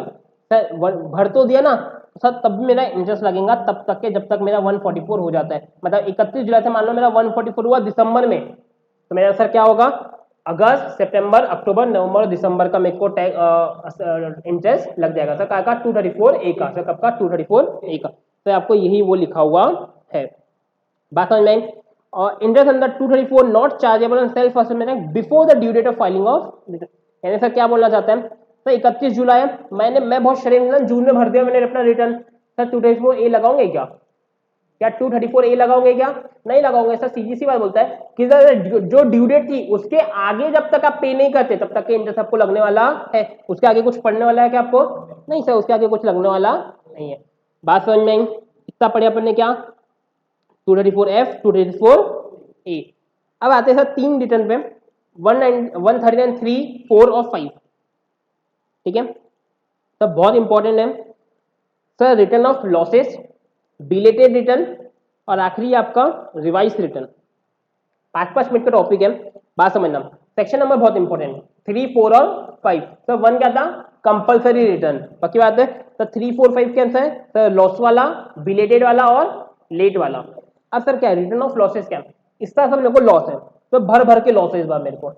तो क्या हुआ, मेरे को कैपिटल गेन में लॉस है, मेरे को हाउस प्रॉपर्टी में लॉस है, मेरे को सर बिजनेस में लॉस है, हर चीज में लॉस है। तो सर अपन एक चैप्टर पढ़ेंगे आगे, set of and carry forward. अब सर ये क्या होता है? तो सेट ऑफ मतलब क्या होता है? तो सेट ऑफ मतलब होता है सर, मेरे को मान लो पीजीबीपी में लॉस है, हाउस प्रॉपर्टी में इनकम है। तो ये बात किसकी कर रहा है? 19-20 की कर रहा हूं। तो ये दोनों की इनकम क्या हो जाएगी? दोनों की इनकम क्या हो जाएगी? सेट ऑफ हो जाएंगी। तो एक जगह लॉस है, एक जगह इनकम है, सेट ऑफ कर लो। अब सर तो मेरे को पीजीबीपी में भी लॉस है, मेरे को हाउस प्रॉपर्टी में भी लॉस है, तो सेट ऑफ कर सकता है क्या? इस बार तो टोटल इनकम क्या हो जाएगी? लॉस में चले जाएंगी। पता है सेट ऑफ तो नहीं हुआ सर, क्या कैरी फॉरवर्ड कर सकता हो क्या? तो जो लॉस आए उसको क्या कैरी फॉरवर्ड कर सकता होगा? सही देखोगे वो चैप्टर के अंदर कैरी फॉरवर्ड कर सकते हैं कि अगर अभी इतना बताना चाहो कि सर कर सकते हो, तो अभी बताना चाहो तो कर सकते हो, लेकिन सर दिक्कत ऐसी है अगर आपको कैरी फॉरवर्ड करना है, अगर कैरी फॉरवर्ड करना है तो ड्यू डेट के पहले रिटर्न फाइल करना पड़ेगा। अगर ड्यू डेट के पहले रिटर्न फाइल नहीं किए तो सर आपको कैरी फॉरवर्ड करने मिलने वाला, आपको कैरी फॉरवर्ड करने में मिलेगा नहीं। ये बात समझ आई? तो अगर कैरी फॉरवर्ड नहीं करने मिलेगा तो क्या होगा? तो पूरा डेड लॉस लेफ्ट हो जाएगा। तो मान लो कि आपको 3 लाख का लॉस था, पीजीबीपी में 3 लाख का लॉस था, 3 लाख का लॉस तो हो गया, तो सब सेट ऑफ करना है। तो अगर टाइम पे रिटर्न भर दिए तो सेट ऑफ करने मिलेगा, अगर टाइम पे रिटर्न नहीं भरे तो आपको सेट ऑफ करने मिलने वाला। ये बात समझ में? मतलब आपको जो 3 लाख का जो लॉस का डिडक्शन मिलता तो वो पूरा पूरा क्या हो जाएगा? तो लॉस हो जाएगा। ये बात समझ में आई? पक्का? कोई दिक्कत, कोई परेशानी? आगे बढ़ते हैं। तो लेकिन दो ऐसी इनकम है, तो अगर उसको आपने बिलेटेड भी भरते हो, दो ग्रुप ऑफ इनकम में अगर आप बिलेटेड भरते हो तो भी आपको उसका लॉस मिल जाएगा कैरी फॉरवर्ड करने। तो पढ़ के देखते हैं। Losses under the head PGBP including specified business mention under 3580। तो याद होगा 3580 क्या था? सब वेयर हाउस शुगर वाला पूरी कहानी याद होगी। और sir capital gain and losses of owning and maintaining race horses can be forward carry forward only if a return of loss is filed within due date. अगर आपने जो वो है वो कह सकते हैं विद इन ड्यू डेट भरा है तभी ऐसा हो सकता है। And such return shall be deemed to be filed under 139(1). यानी अगर लॉसेस को सेट ऑफ करना है, लॉसेस को अगर तुमको कैरी फॉरवर्ड करना है इन सारे केसेस में, तो सर आपको क्या करना पड़ेगा? टाइम से रिटर्न भरना पड़ेगा। बात समझ नहीं? तो कैरी फॉरवर्ड करने नहीं मिलेगा, तो क्या सेट ऑफ करने मिलेगा क्या? सर नहीं समझा क्या बोले। तो मैं क्या बोलना चाहता, मान लो ये 19-20 है सर, मेरे को यहाँ पे पीजीबीपी में इनकम है मान लो 3 लाख रुपए की, और सर मेरे को मान लो हाउस प्रॉपर्टी में, नहीं हाउस प्रॉपर्टी नहीं करता, पीजीबीपी में लॉस है मान लो 3 लाख रुपए का, और हाउस प्रॉपर्टी में मान लो तुमको 4.5 लाख रुपए का प्रॉफिट है। इनकम है 4.5 लाख की और लॉस कितना है सर? तो मैंने ये फाइल किया बिलेटेड, मतलब 31 जुलाई का मेरा डेट था, मैंने सर इसको फाइल किया मान लो दिसंबर में। तो मैंने फाइल कब किया? दिसंबर में। सर क्या मेरे को ये जो लॉस है, ये जो लॉस है सर, लॉस कितना होगा कैरी फॉरवर्ड के लिए? तो 4.5 था, लेकिन 3 लाख का तो क्या है? इनकम है। तो सर कैरी फॉरवर्ड कितना करना है? बस 1.5 लाख रुपए करना है। 3 लाख तो सेट ऑफ होना चाहिए। तो सर ये सीन है कि लोग क्या भूल जाते होते हैं क्या बिलेटेड रिटर्न के केस में, कि सर सेट ऑफ करने भी नहीं मिलेगा क्या बिलेटेड में? सर जो बिलेटेड रिटर्न बोल रहे हैं मतलब ड्यू डेट के बाद में अगर फाइल किए तो सर सेट ऑफ करने मिलता है। सिर्फ और सिर्फ किसमें रेस्ट्रिक्शन लगाया गया है? तो आपको रेस्ट्रिक्शन है कैरी फॉरवर्ड में। तो रेस्ट्रिक्शन किसमें आपको? मतलब सर आप कैरी फॉरवर्ड 1.5 लाख रुपए कर आगे नहीं सकते हो सर, अब इसको आप सेट ऑफ कर सकते हो, इसको आप सेट ऑफ। तो इसका डिटेल में आएगा आपके अगले 2 दिन में ही चैप्टर हो जाएगा। तो कल लूंगा मैं एडवांस टैक्स, कल के कल में खत्म करेंगे। तो परसों लूंगा मैं आप लोगों का क्या क्लबिंग वाला चैप्टर, और उसके बाद मैं लूंगा सर मैं सेट ऑफ वाला चैप्टर। तो आज 3, 4, 5 और 6 तारीख तक क्या आपका ये हो जाता है। फिर मैं 2 से 3 2 दिन मैक्सिमम लूंगा अदर सोर्स को, ये हो जाता है। फिर 2 से 3 लूंगा डिडक्शन को। मेरा टारगेट है और 8 तारीख तक का मेरे ख्याल से मैं एफएमई शुरू करवा दूंगा। तो ये सारा प्लान है, इसलिए मैं लाइव पढ़ना शुरू करूँ कि रोज के कम से कम मैं 4-4 घंटे के लेक्चर शुरू कर पाऊँ। और सर कल से एक और चीज होगा सर, कल से मैं प्रीमियर शो करूंगा। तो प्रीमियर क्या होगा सर, जिसको लाइव देखना है सुबह सुबह जो क्लास में हो रहा है, जो बैठना है अगर आप लोगों को तो आके बैठो, मैं स्ट्रीम करूंगा, यानी लाइव जो हमारा पढ़ा रहे आप या तो उसको लाइव देख सकते हो, और किसी का नेट का प्रॉब्लम है तो सर वो लाइव होने के बाद में सेव हो जाता है यूट्यूब के अंदर ही, तो आप उसको फिर बाद में अगर चाहो तो बाद में भी देख सकते हो। तो मैं चाहूंगा कि सुबह सुबह देख के खत्म करो, या 7 से 11 4 घंटे का क्लास होगा, खत्म हो जाता है। मेरे को लगता है कि ज्यादा टेंशन आप लोगों को इस चीज में होगी। तो आ जाते हैं वापस से टॉपिक पे। तो ये आपको इतनी सारी इनकम बोला कि इसमें नहीं होगा, तो अगर आप ध्यान से देखोगे एकदम घूर घूर के देखोगे तो यहाँ पे सर 2 नाम नहीं है। एक है सर हाउस प्रॉपर्टी। अगर आपको हाउस प्रॉपर्टी के अंदर क्या है लॉस है, तो यहाँ पे मैं कर देता हूं मार्किंग। तो अगर आप लोगों को हाउस प्रॉपर्टी के अंदर लॉस है और एट द सेम टाइम अगर आपको अनएब्जॉर्ब डेप्रिसिएशन का है, तो अगर सर बिलेटेड फाइल करते हो, अगर आप लोग क्या करते हो सर बिलेटेड फाइल करते हो, तो भी आप लोगों को कैरी फॉरवर्ड करने को मिलेगा, even if the return is not filed up to the sir बाकी के केस में कैपिटल गेन का हो, पीजीबीपी का हो, ओनिंग मेंटेनिंग का हो, स्पेकुलेशन का हो, सर किसी का भी हो, सर बिलेटेड में मिलने वाला नहीं है। सर क्या हाउस प्रॉपर्टी का कैरी फॉरवर्ड करने मिलेगा? हाँ सर मिलेगा। सर क्या सर क्या मेरे को यहाँ पे जो मेरा वो था अनएब्जॉर्ब डेप्रिसिएशन का उसका मिलेगा? सर हाँ उसका भी मेरे को मिलने वाला। तो यार शायद मेरा एग्जांपल थोड़ा सा गड़बड़ हो जाएगा। नहीं मिल सही होगा। नहीं हाउस प्रॉपर्टी में लॉस है ना, प्रॉफिट है। ओ ये मैंने एग्जांपल ही गलत लिया। तो मेरे को एक्चुअली लॉस यहाँ पे 4.5 लाख दिखाना था और इनकम 3 लाख दिखाना था, तभी मेरा केस होगा एक्चुअली में। तो तभी मेरा लॉस का चीज बचेगा जो कैरी फॉरवर्ड करना रहेगा। आई होप जिसको नहीं समझा होगा समझ गया होगा। और यहाँ पे एक बहुत अच्छी वर्ड लिखा है, loss can be set of. इसको 10-15 स्टार कर दो सर, एग्जाम में आता है लोग गलती कर देते हैं। सेट ऑफ करने मिलेगा even after the due date. फिर क्या दिया, loss of the year in which the return is filed after the due date can not be carry forward but the loss of the earlier following return as. ये आपको sir यहाँ पे लिख दो एक बार के लिए। सर लिख दो यहाँ पे point set of, refer chapter set of. जब इस सेट ऑफ का चैप्टर अपन पढ़ लेंगे तो मैं आपको इसको और अच्छे से सिखाऊंगा। सर ऐसा मैं क्यों बोलना चाह रहा हूँ, बात समझना सर। सेट ऑफ वाले चैप्टर में काफी सारी चीजें हैं, जैसे कि आप जो पीजीबीपी का लॉस है, मैं एक थोड़ा सा आपको ग्लिम्स दे देता हूँ। जो पीजीबीपी का लॉस है आप 8 ईयर्स तक कैरी फॉरवर्ड कर सकते हो। आप कितने साल तक कैरी फॉरवर्ड कर सकते हो? 8 ईयर तक कैरी फॉरवर्ड कर सकते हो। फॉर सेम ये 17-18 चल रहा है, यहाँ पे मेरे को 2 लाख रुपए पीजीबीपी का लॉस आया, मैंने टाइम पे रिटर्न फाइल कर दिया, मैं इसको सेट ऑफ आगे कैरी फॉरवर्ड कर सकता हूँ।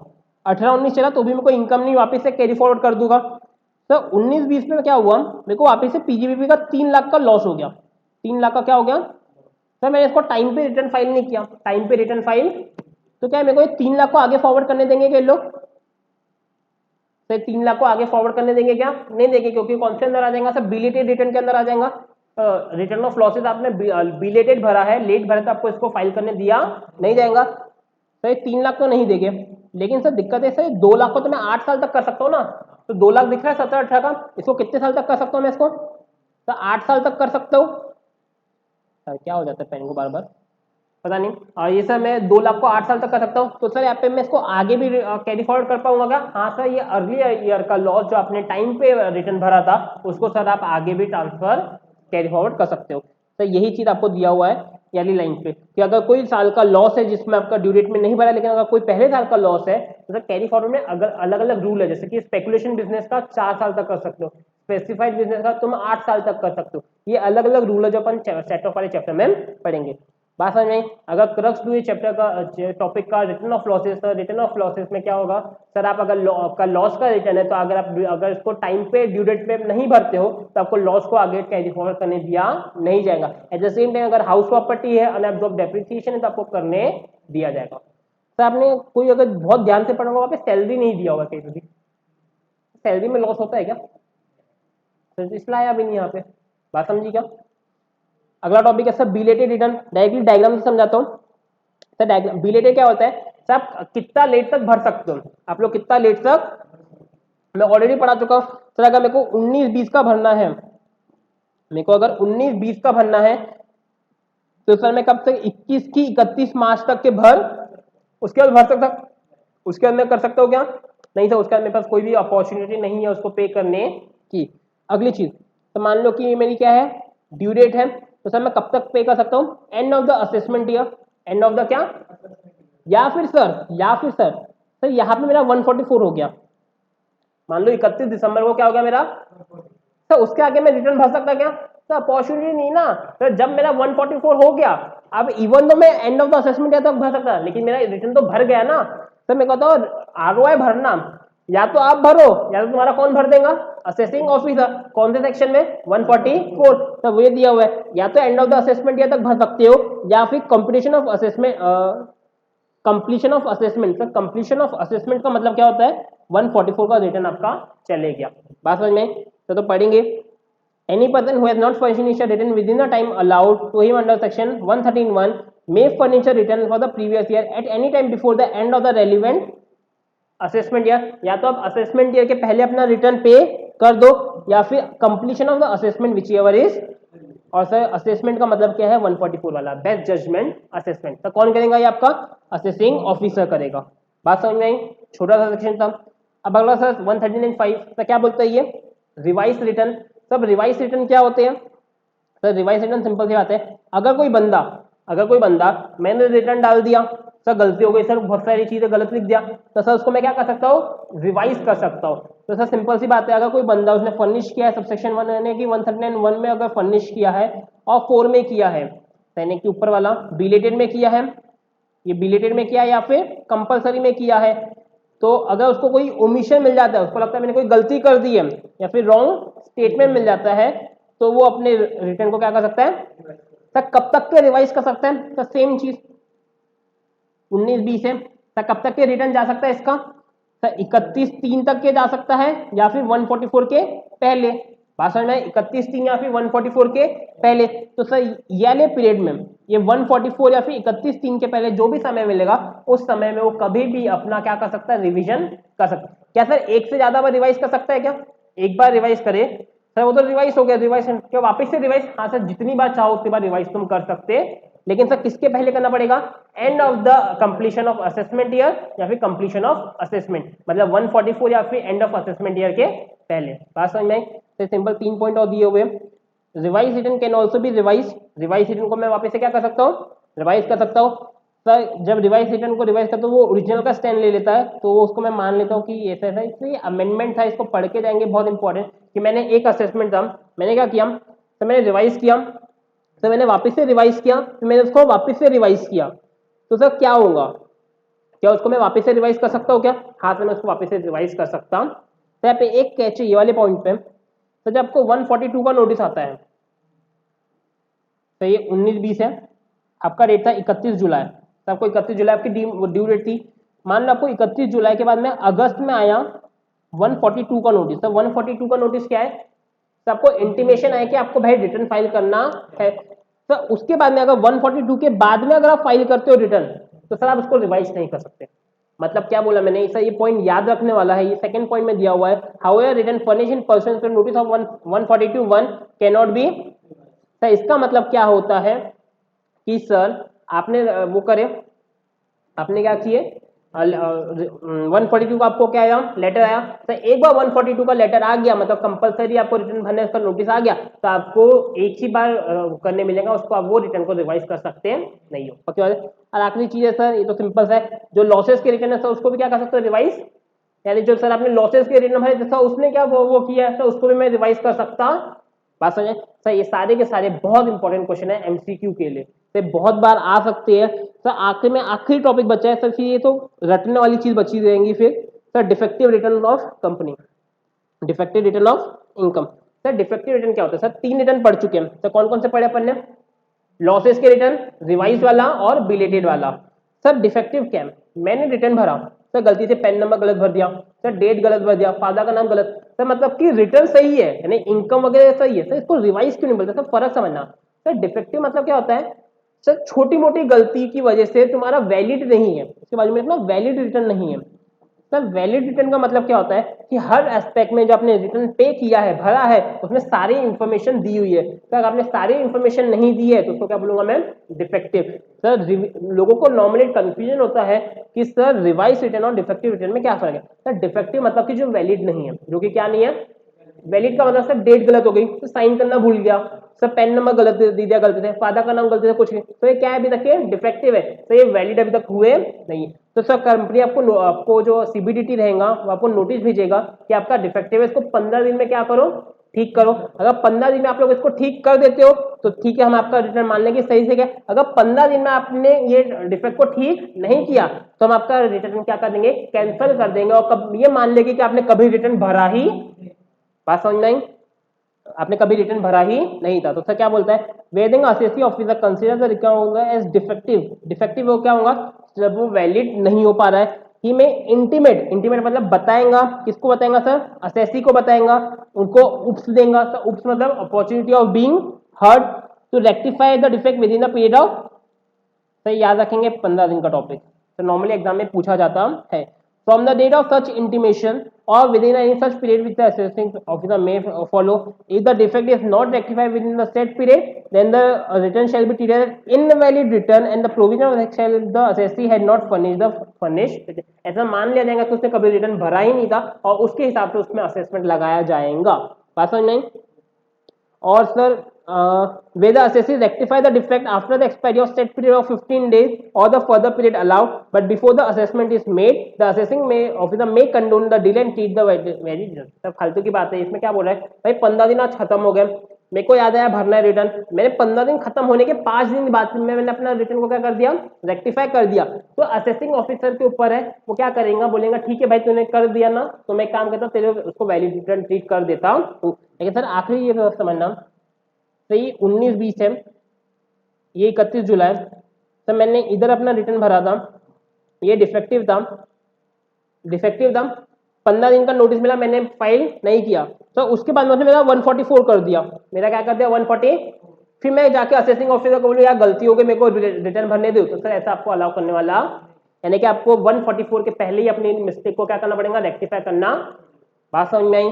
सारे रिटर्न यहाँ पे खत्म हुए, कौन कौन से? सबसे पहले लॉस रिटर्न, बिलेटेड, रिवाइज, और अब से जो टॉपिक बचा हुआ है, 3 टॉपिक बचे हुए हैं सर। रिटर्न पे साइन कौन करेगा? सबसे पहले जो टॉपिक बचा हुआ है क्या है, आपके जो रिटर्न आएंगे उस पर साइन करने वाला कौन है? सर अगला टॉपिक बचा हुआ है जो है, मैं आपको लेके चलता हूँ। तो सेल्फ असेसमेंट, ये पढ़ोगे नहीं तो भी आपको समझ में आ जाएगा। सेल्फ असेसमेंट सिंपल सी बात है कि आपको ही खुद को तय करना है कि आपका कितना असेसमेंट हो रहा है, कितना उसमें टैक्स आएगा, आपको टैक्सेस को पे करना है, गवर्नमेंट को पे करके देना है। सर 139B वाला ये भी फालतू सा है कि आपने जो आपके पास में जो आपका क्या है रिटर्न है, तो आप किससे बनवा सकते हो, टैक्स रिटर्न प्रिपेयर से भी आप ये बनवा सकते हो। अगली चीज जो है जो बहुत एग्जाम के लिए इंपॉर्टेंट है वो है ये पेन नंबर। तो पेन क्या होता है वो आपको थोड़ा सा देखना है। और आखिरी चीज है कोटिंग ऑफ आधार कार्ड। सही 10-10 मिनट के टॉपिक है लेकिन काफी सारा इंपॉर्टेंट कवर करते हैं। तो मैं पहले आ जाता हूँ, इसमें आ जाता हूँ पहले, तो कौन आपका रिटर्न वेरीफाई करेगा। तो मेरे ख्याल से ज्यादा लंबा हो गया क्या, 1 ही घंटे का तो हुआ है। पढ़ते थोड़ा सा, पॉज करूँ, एक काम करते थोड़ा सा ब्रेक लेते हैं, तुम लोग नहीं, मैं अभी पॉज कर रहा हूँ। चलो शुरू करते हैं।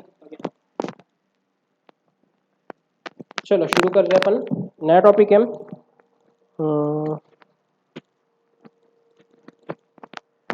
हाँ, सीन ऐसा है कि आप अपने रिटर्न तो भर दिए, पर सर अगर इंडिविजुअल, ठीक है आप इंडिविजुअल साइन कर दोगे, सर अगर कंपनी तो कौन साइन करेगा? सर अगर कंपनी नहीं है, अगर एचयूएफ है तो कौन साइन करेगा? तो अलग अलग केसेस में कौन कौन साइन कर सकता है ये आपको देखना है। सर क्या एग्जाम में आएगा, पहला सवाल जो नॉर्मली पूछा जाता है, सर क्या एग्जाम में आ सकता है? नॉर्मली सर मैं बोलूंगा कि एमसीक्यू में आ सकता है। आपको एक गंदा सा एमसीक्यू बना देंगे कि अगर आपका एचयूएफ है तो कौन साइन करेगा, अगर करता नहीं है तो। सर करता अवेलेबल नहीं है तो उस पर कौन साइन करेगा? तो फिर आपको तुक्के मारने के अलावा कोई भी चॉइस नहीं बचता। तो इंपॉर्टेंट टॉपिक है, एग्जाम में पहले भी पूछा गया है, पहले तो 2-2 3-3 मार्क के लिए पूछा जाता, पर अभी 1 मार्क के लिए एमसीक्यू गारंटी पूछा जा सकता है। सेकेंड, अगर इंडिविजुअल है, जनरली केस में कौन करेगा? इंडिविजुअल खुद करेगा। अगर वो एब्सेंट है फ्रॉम इंडिया तो या तो इंडिविजुअल खुद करके जाएगा, या फिर बंदे को जिसको उसने क्या करके रखा है, ऑथोराइज करके रखा है, या फिर उसने अपनी पावर ऑफ अटॉर्नी उसको देके, उसके बाद में अगर वो इनकैपेसिटेड है, मतलब पागल हो गया है, मेंटल हो गया है, तो उसका कौन करेगा? गार्जियन, या फिर वापस से उसको क्या मिली हुई, पावर ऑफ अटॉर्नी मिली हुई। सिंपल सा टॉपिक है। तो अगर एचयूएफ है तो कौन करेगा? कर्ता करेगा। तो अगर कर्ता एब्सेंट है तो एनी एडल्ट मेंबर, और सर अगर मेंटली डिसेबल है तो एनी अदर मेंबर, या फिर को पार्टनर, तुम सिंपल भाषा में बोल सकते हो।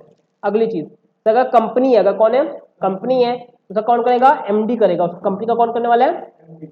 अगर कोई अनअवॉइडेबल रीजन है जिसकी वजह से मैनेजिंग डायरेक्टर नहीं कर सकता है तो कौन करेगा? कोई भी डायरेक्टर कर सकता है। और अगर कोई मैनेजिंग डायरेक्टर आपने अपॉइंट ही नहीं किया, तो आपकी कंपनी में कोई मैनेजिंग डायरेक्टर है ही नहीं, तो क्या होगा सर? तो भी कोई भी डायरेक्टर कर सकता है। और कंपनी अगर नॉन रेसिडेंट इन इंडिया है तो जिसके आगे वैलिड पावर ऑफ, से एक बार रीड करके जाना, अपने आप चीजें याद हो जाएंगी, क्योंकि एमसीक्यू में आने के चांसेस बहुत ज्यादा रहते हैं। तो या फिर लिक्विडेटर भी कर सकता है, अगर कंपनी क्या हो रही है, लिक्विडेट हो रही है। तो नीचे दिया अगर कंपनी वाउंड अप हो रही है, कंपनी बंद हो रही है, तो जो लिक्विडेटर अपॉइंट हुआ है वो कर सकता है। अगली चीज, अगर कंपनी का जो मैनेजमेंट है वो सेंट्रल गवर्नमेंट ले सकता है, इसको इंपॉर्टेंट करना है, ये आप लॉजिकली सोच नहीं सकते, ये लॉजिकली आप सोच नहीं सकते। अगर सेंट्रल गवर्नमेंट ने आपका जो मैनेजमेंट है वो क्या कर दिया, टेक ओवर कर लिया। तो एग्जाम्पल दो ना, तो यस बैंक, तो अभी अभी केस हुआ किसका, यस बैंक का। तो यस बैंक घोटाले में चली गई थी, आरबीआई ने टेक ओवर किया, स्टेट गवर्नमेंट उसमें आ गया था, सेंट्रल गवर्नमेंट, तो सर जो प्रिंसिपल ऑफिसर रहेगा कंपनी का वो करेगा। ठीक है बात। सर अगर कोई एप्लीकेशन है रेरा में, कॉर्पोरेट इंसॉल्वेंसी रिजोल्यूशन पास हो गया है, ये इंसॉल्वेंसी बैंक्रप्सी कोर्ट के अंदर ये कुछ होता है, तो इसमें इंसॉल्वेंसी जो प्रोफेशनल रहेगा वो कर सकता है। इतना दिमाग मतलब लगाना कि क्या होता है, क्योंकि आपको इतना डिटेल में आपको दिया हुआ नहीं है।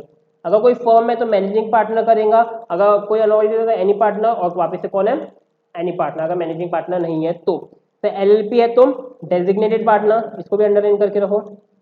सर अगर कोई रीजन के लिए तो एनी पार्टनर, वापस से any partner. Sir local authority है तो वापस से अंडरलाइन करना, कौन करेगा, तो अगर कोई पॉलिटिकल पार्टी तो उसका कौन करेगा, सीईओ करेगा, चीफ एग्जीक्यूटिव ऑफिसर करेगा। सर अगर एनी अदर एसोसिएशन है तो एनी मेंबर, और अगर एनी अदर पर्सन है तो any person acting on behalf of the association. फालतू का टॉपिक था सर 2 मिनट का, लेकिन नॉर्मली एग्जाम में आपको कभी भी पूछा जा सकता है, तो आपको पढ़ना चाहिए। अगली चीज सर, सेल्फ असेसमेंट टैक्स क्या होता है। सर सेल्फ असेसमेंट करना, सर यहाँ पे आप देखोगे पैसा आप कमा रहे हो, पैसा कमा के उस पर टैक्स भी आप लोग, रिटर्न भी आप लोग भर रहे हो, और रिटर्न पे जितना टैक्स आता है वो भी कौन भर रहा है, आप लोगों को ही भरना है। तो सिंपल से अगर मैं बात बोलूँ, सेल्फ असेसमेंट टैक्स कुछ नहीं है बेटा, आपको अपना सेल्फ असेस करना है कि कितना इनकम हो रहा है, उस पर टैक्स निकालना है, और उस पर आपको क्या करना है, गवर्नमेंट को देना है। इसमें एक और टॉपिक आएगा सर, एडवांस टैक्स का और टैक्स डिडक्टेड सोर्स, यानी कि जो आपका टैक्स, एनी टैक्स जो पेएबल है, जो आपका टैक्स आपको लगता है आ सकता है, वो आपको ऑलरेडी एडवांस टैक्स या फिर टीडीएस के रूप में गवर्नमेंट को देना पड़ेगा। कि वही चीजें दी हुई है कि शैल बी लायबल टू पे tax together with the interest fees payable with any other provision of the default. ये बहुत फालतू चीजें दी हुई है। तो फालतू चीजें में अगर मैं बोलूँ तो सर सेल्फ असेसमेंट का सिंपल सा इतना ही मिलना होता है कि खुद से टैक्स निकालो और गवर्नमेंट को पे करो, तो इसमें जो इंटरेस्ट आता है वो भी पे करो, उसमें जो पेनल्टी आती है वो भी पे करना पड़ेगा। तो बाकी का पढ़ लेना, फालतू चीजें मैं नहीं पढ़ रहा क्योंकि इसमें और कुछ भी चीज दी हुई नहीं है। सर फिर ये है 139B। तो सेक्शन 139B क्या बोलता है कि आप गवर्नमेंट क्या करेगी, टैक्स प्रिपेयर्स को बुलाएंगी, किसको बुलाएगी, तो टैक्स प्रिपेयर्स कौन होते हैं, तो कुछ लोग होते हैं जिनको सीबीडीटी प्रिस्क्राइब करेगी, वो आपके बिहाफ में आपका टैक्स जो रिटर्न रहेगा वो पे कर सकते हैं। क्योंकि सर लॉजिक थोड़ा टेक्निकल रहता है, अगर लेमैन को मैं लेके आओ जो नॉर्मल सा बंदा था, उसको क्या समझेगा कि सर हाउस प्रॉपर्टी के कितने प्रोविजन इसमें। तो अगर वो कोई प्रोफेशनल हेल्प नहीं लेता है वो, तो नॉर्मली किसके ले सकता है, टैक्स प्रिपेयर के ले सकता है। तो फर्क कैसा, फर्क फीस में है। तो सीए 5,000 लेगा, इससे ये 1,000 में आपका काम कर देंगे, इसमें नॉर्मली ये लाया गया है। तो किसको स्पेसिफिक क्लास ऑफ पर्सन को करने के लिए आपका क्या प्रिपेयर करके देंगे, फर्निश करके देंगे इनकम टैक्स रिटर्न। सर कौन नोटिफाई करेगा, सर सीबीडीटी नोटिफाई करेगा, और साथ में सर क्या होगा, उनके बाद में ये ऑथराइज करते हैं लोग पे कर सकते हैं। सर टैक्स रिटर्न प्रिपेयर क्या करेंगे, फर्निश करेंगे in a manner that will specify the scheme. फालतू चीजें उसमें क्या करेंगे, खुद की सिग्नेचर लगाएंगे, मतलब रिटर्न पे करेंगे, उसके नीचे लिखे कि हमने इसका रिटर्न प्रिपेयर करे है। अब ये tax prepare means any individual, कौन हो सकता है, कोई भी हो सकता है, ये आपको एमसीक्यू आ सकता है। Any officer of the scheduled bank in which the assessee maintains the current account has other regular dealing. Sir क्या चाहिए ना, तो मेरा करंट अकाउंट है एसबीआई में, तो अगर एसबीआई का कोई ऑफिसर, अगर एसबीआई का कोई ऑफिसर ये टैक्स प्रिपेयर है, तो उससे मैं टैक्स अपना इनकम टैक्स प्रिपेयर करवा सकता नहीं हूँ। तो वहां पे क्या लिखा हुआ है, any tax prepare mean any individual other than, तो आपका कोई भी हो सकता है इनके अलावा, मतलब आपकी जिस बैंक में आपका करंट अकाउंट रहेगा या फिर आपका रेगुलर डीलिंग रहेगा, उस बैंक का शेड्यूल्ड ऑफिसर आपका टैक्स प्रिपेयर बन नहीं सकता।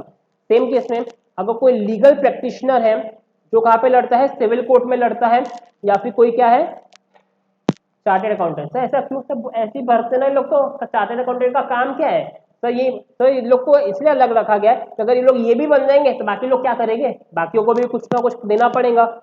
तो एजुकेशनल क्वालिफिकेशन क्या है, सर ग्रेजुएट होना चाहिए। तो आजकल तो ग्रेजुएट फ्री में कर देते हैं लोगों को, बेटा पास पास पास, किसलिए सर, इंडियन यूनिवर्सिटी में, और पास होना चाहिए, इंटरमीडिएट पास हो जाना चाहिए किसका, आईसीआई का, तो सीए का इंटरमीडिएट, या फिर कंपनी सेक्रेटरी का, या फिर कॉस्ट अकाउंटेंट ऑफ इंडिया का, तो वो लोग क्या बन सकते हैं, टैक्स प्रिपेयर आप लोग बन सकते हैं। सर आपको फाइनल में होना चाहिए तीनों इंस्टीट्यूट का, सीएमए, सीएस और सीए का।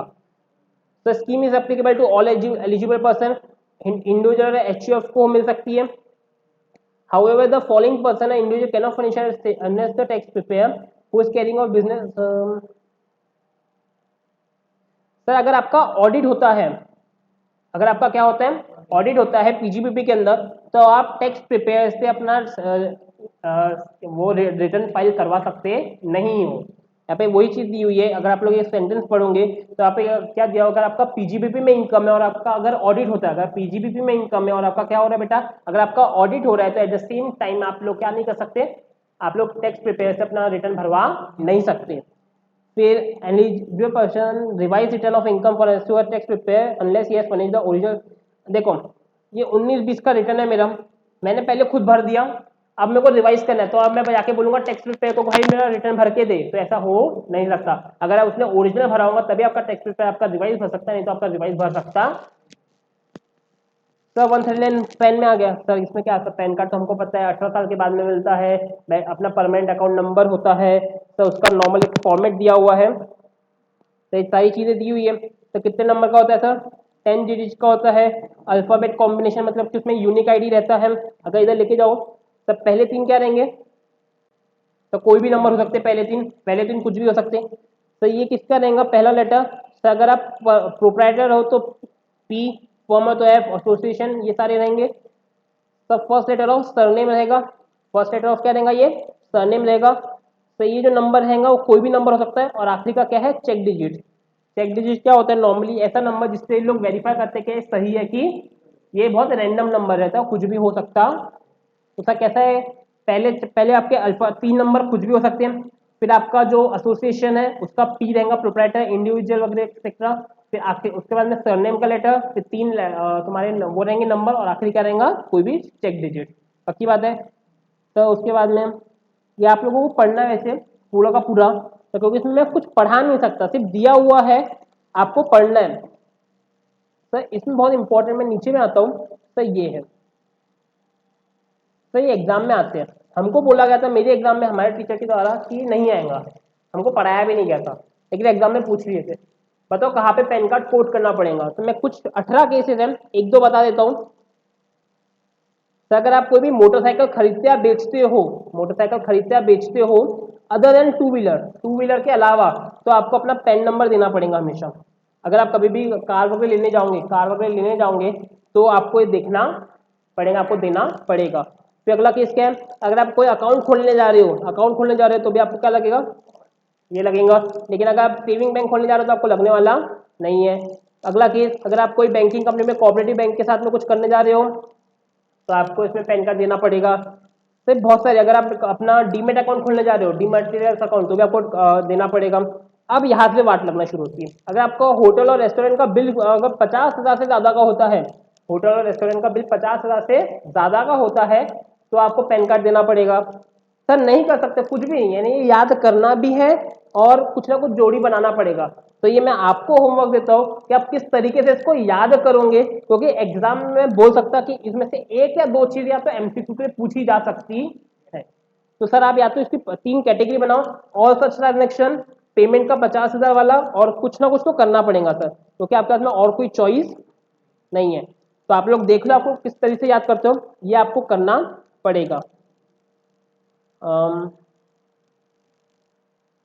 एक बार पेन वाला टॉपिक आप लोग पढ़ लीजिएगा, जो इंपॉर्टेंट था मैंने करवा दिया, बाकी का होमवर्क मैं दे सकता हूँ। और सर जैसा पैन कार्ड को कोड करना पड़ता है, मतलब देना पड़ता है, वैसे किसको देना है आपको, आधार नंबर देना पड़ेगा। किसको सर, एवरी पर्सन एलिजिबल है कब का सर, 2017 के बाद में।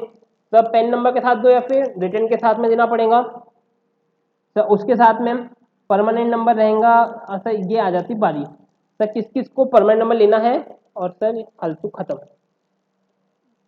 एक बार इसको पढ़ लेना, मैं इसको स्ट्रेच नहीं कर रहा, हवे में उड़ाया मैंने, पता है आप लोग बोल सकते हो कि सर हवे में उड़ा रहे हो, लेकिन सर क्या करो, मैं ये नहीं बता सकता ना कि सर 50,000 के ऊपर पैन नंबर दो, 50 से नीचे पैन नंबर मत दो, तो फालतू चीज है ना एकदम। तो ये टॉपिक ऐसा है कि आप लोगों को ही पढ़ना है, आखिरी के 2-3 पेज। मेरे को नहीं लगता कि 1% में मेरे पढ़ाने का है, हार्डली 2 घंटे का चैप्टर टोटल, पूरा का पूरा 4 से 5 मार्क आपको गारंटी दिला सकता है ये चैप्टर। तो एक बार पूरा पढ़ो अच्छे से, कल अपन मिलेंगे वापस से 2 से 3 घंटे का एडवांस सेक्शन, क्योंकि उसमें थोड़े से क्वेश्चन ज्यादा रहेंगे। एडवांस सेक्शन अपन पढ़ेंगे, 3 बड़े सेक्शन है उसमें, बस और 2 पेनल्टी की क्लॉज है। वो एक बार खत्म होता है तो क्लबिंग भी 2 घंटे का है, सेट ऑफ भी 2 से ढाई घंटे का है। इतना खत्म होता है। मैं ट्राई करूंगा कि आज ही आपको शाम तक की, अगर मेरे पास पॉसिबल होता है, अगर आज शाम तक पॉसिबल होता है तो मैं आज ही आपको एडवांस टेक्स्ट की वीडियोस दे दूं, क्योंकि अपन को रोज के 4 घंटे का टेक्स्ट पढ़ना है। नॉर्मली जो अपना टाइमिंग है वो 4 घंटे का टेक्स्ट पढ़ना है। तो हो सकता है या तो कल मैं सुबह रिकॉर्डिंग करने तो क्लबिंग और सेट ऑफ साथ में रिकॉर्ड कर लूँ और आपको साथ में दे दूँ। तो आप लोगों को रोज देखते रहना है कि कितना कितना आ रहा है, और रोज कम से कम 4 से 5 घंटा पढ़ना शुरू करना पड़ेगा। पक्की बात है, मतलब हो भी जाएगा ना। 4 से 5 घंटा टेक्स्ट हो जाता, 1 डेढ़ घंटा लॉ, अगर 2 1 घंटा अकाउंट्स, और क्या पढ़ के आ रहे हो, 5 10 घंटा तो पढ़ूंगा ना दिन में। बात समझ में आ रही है? चलो मिलते हैं फिर, खत्म करते हैं इसको। बाबा।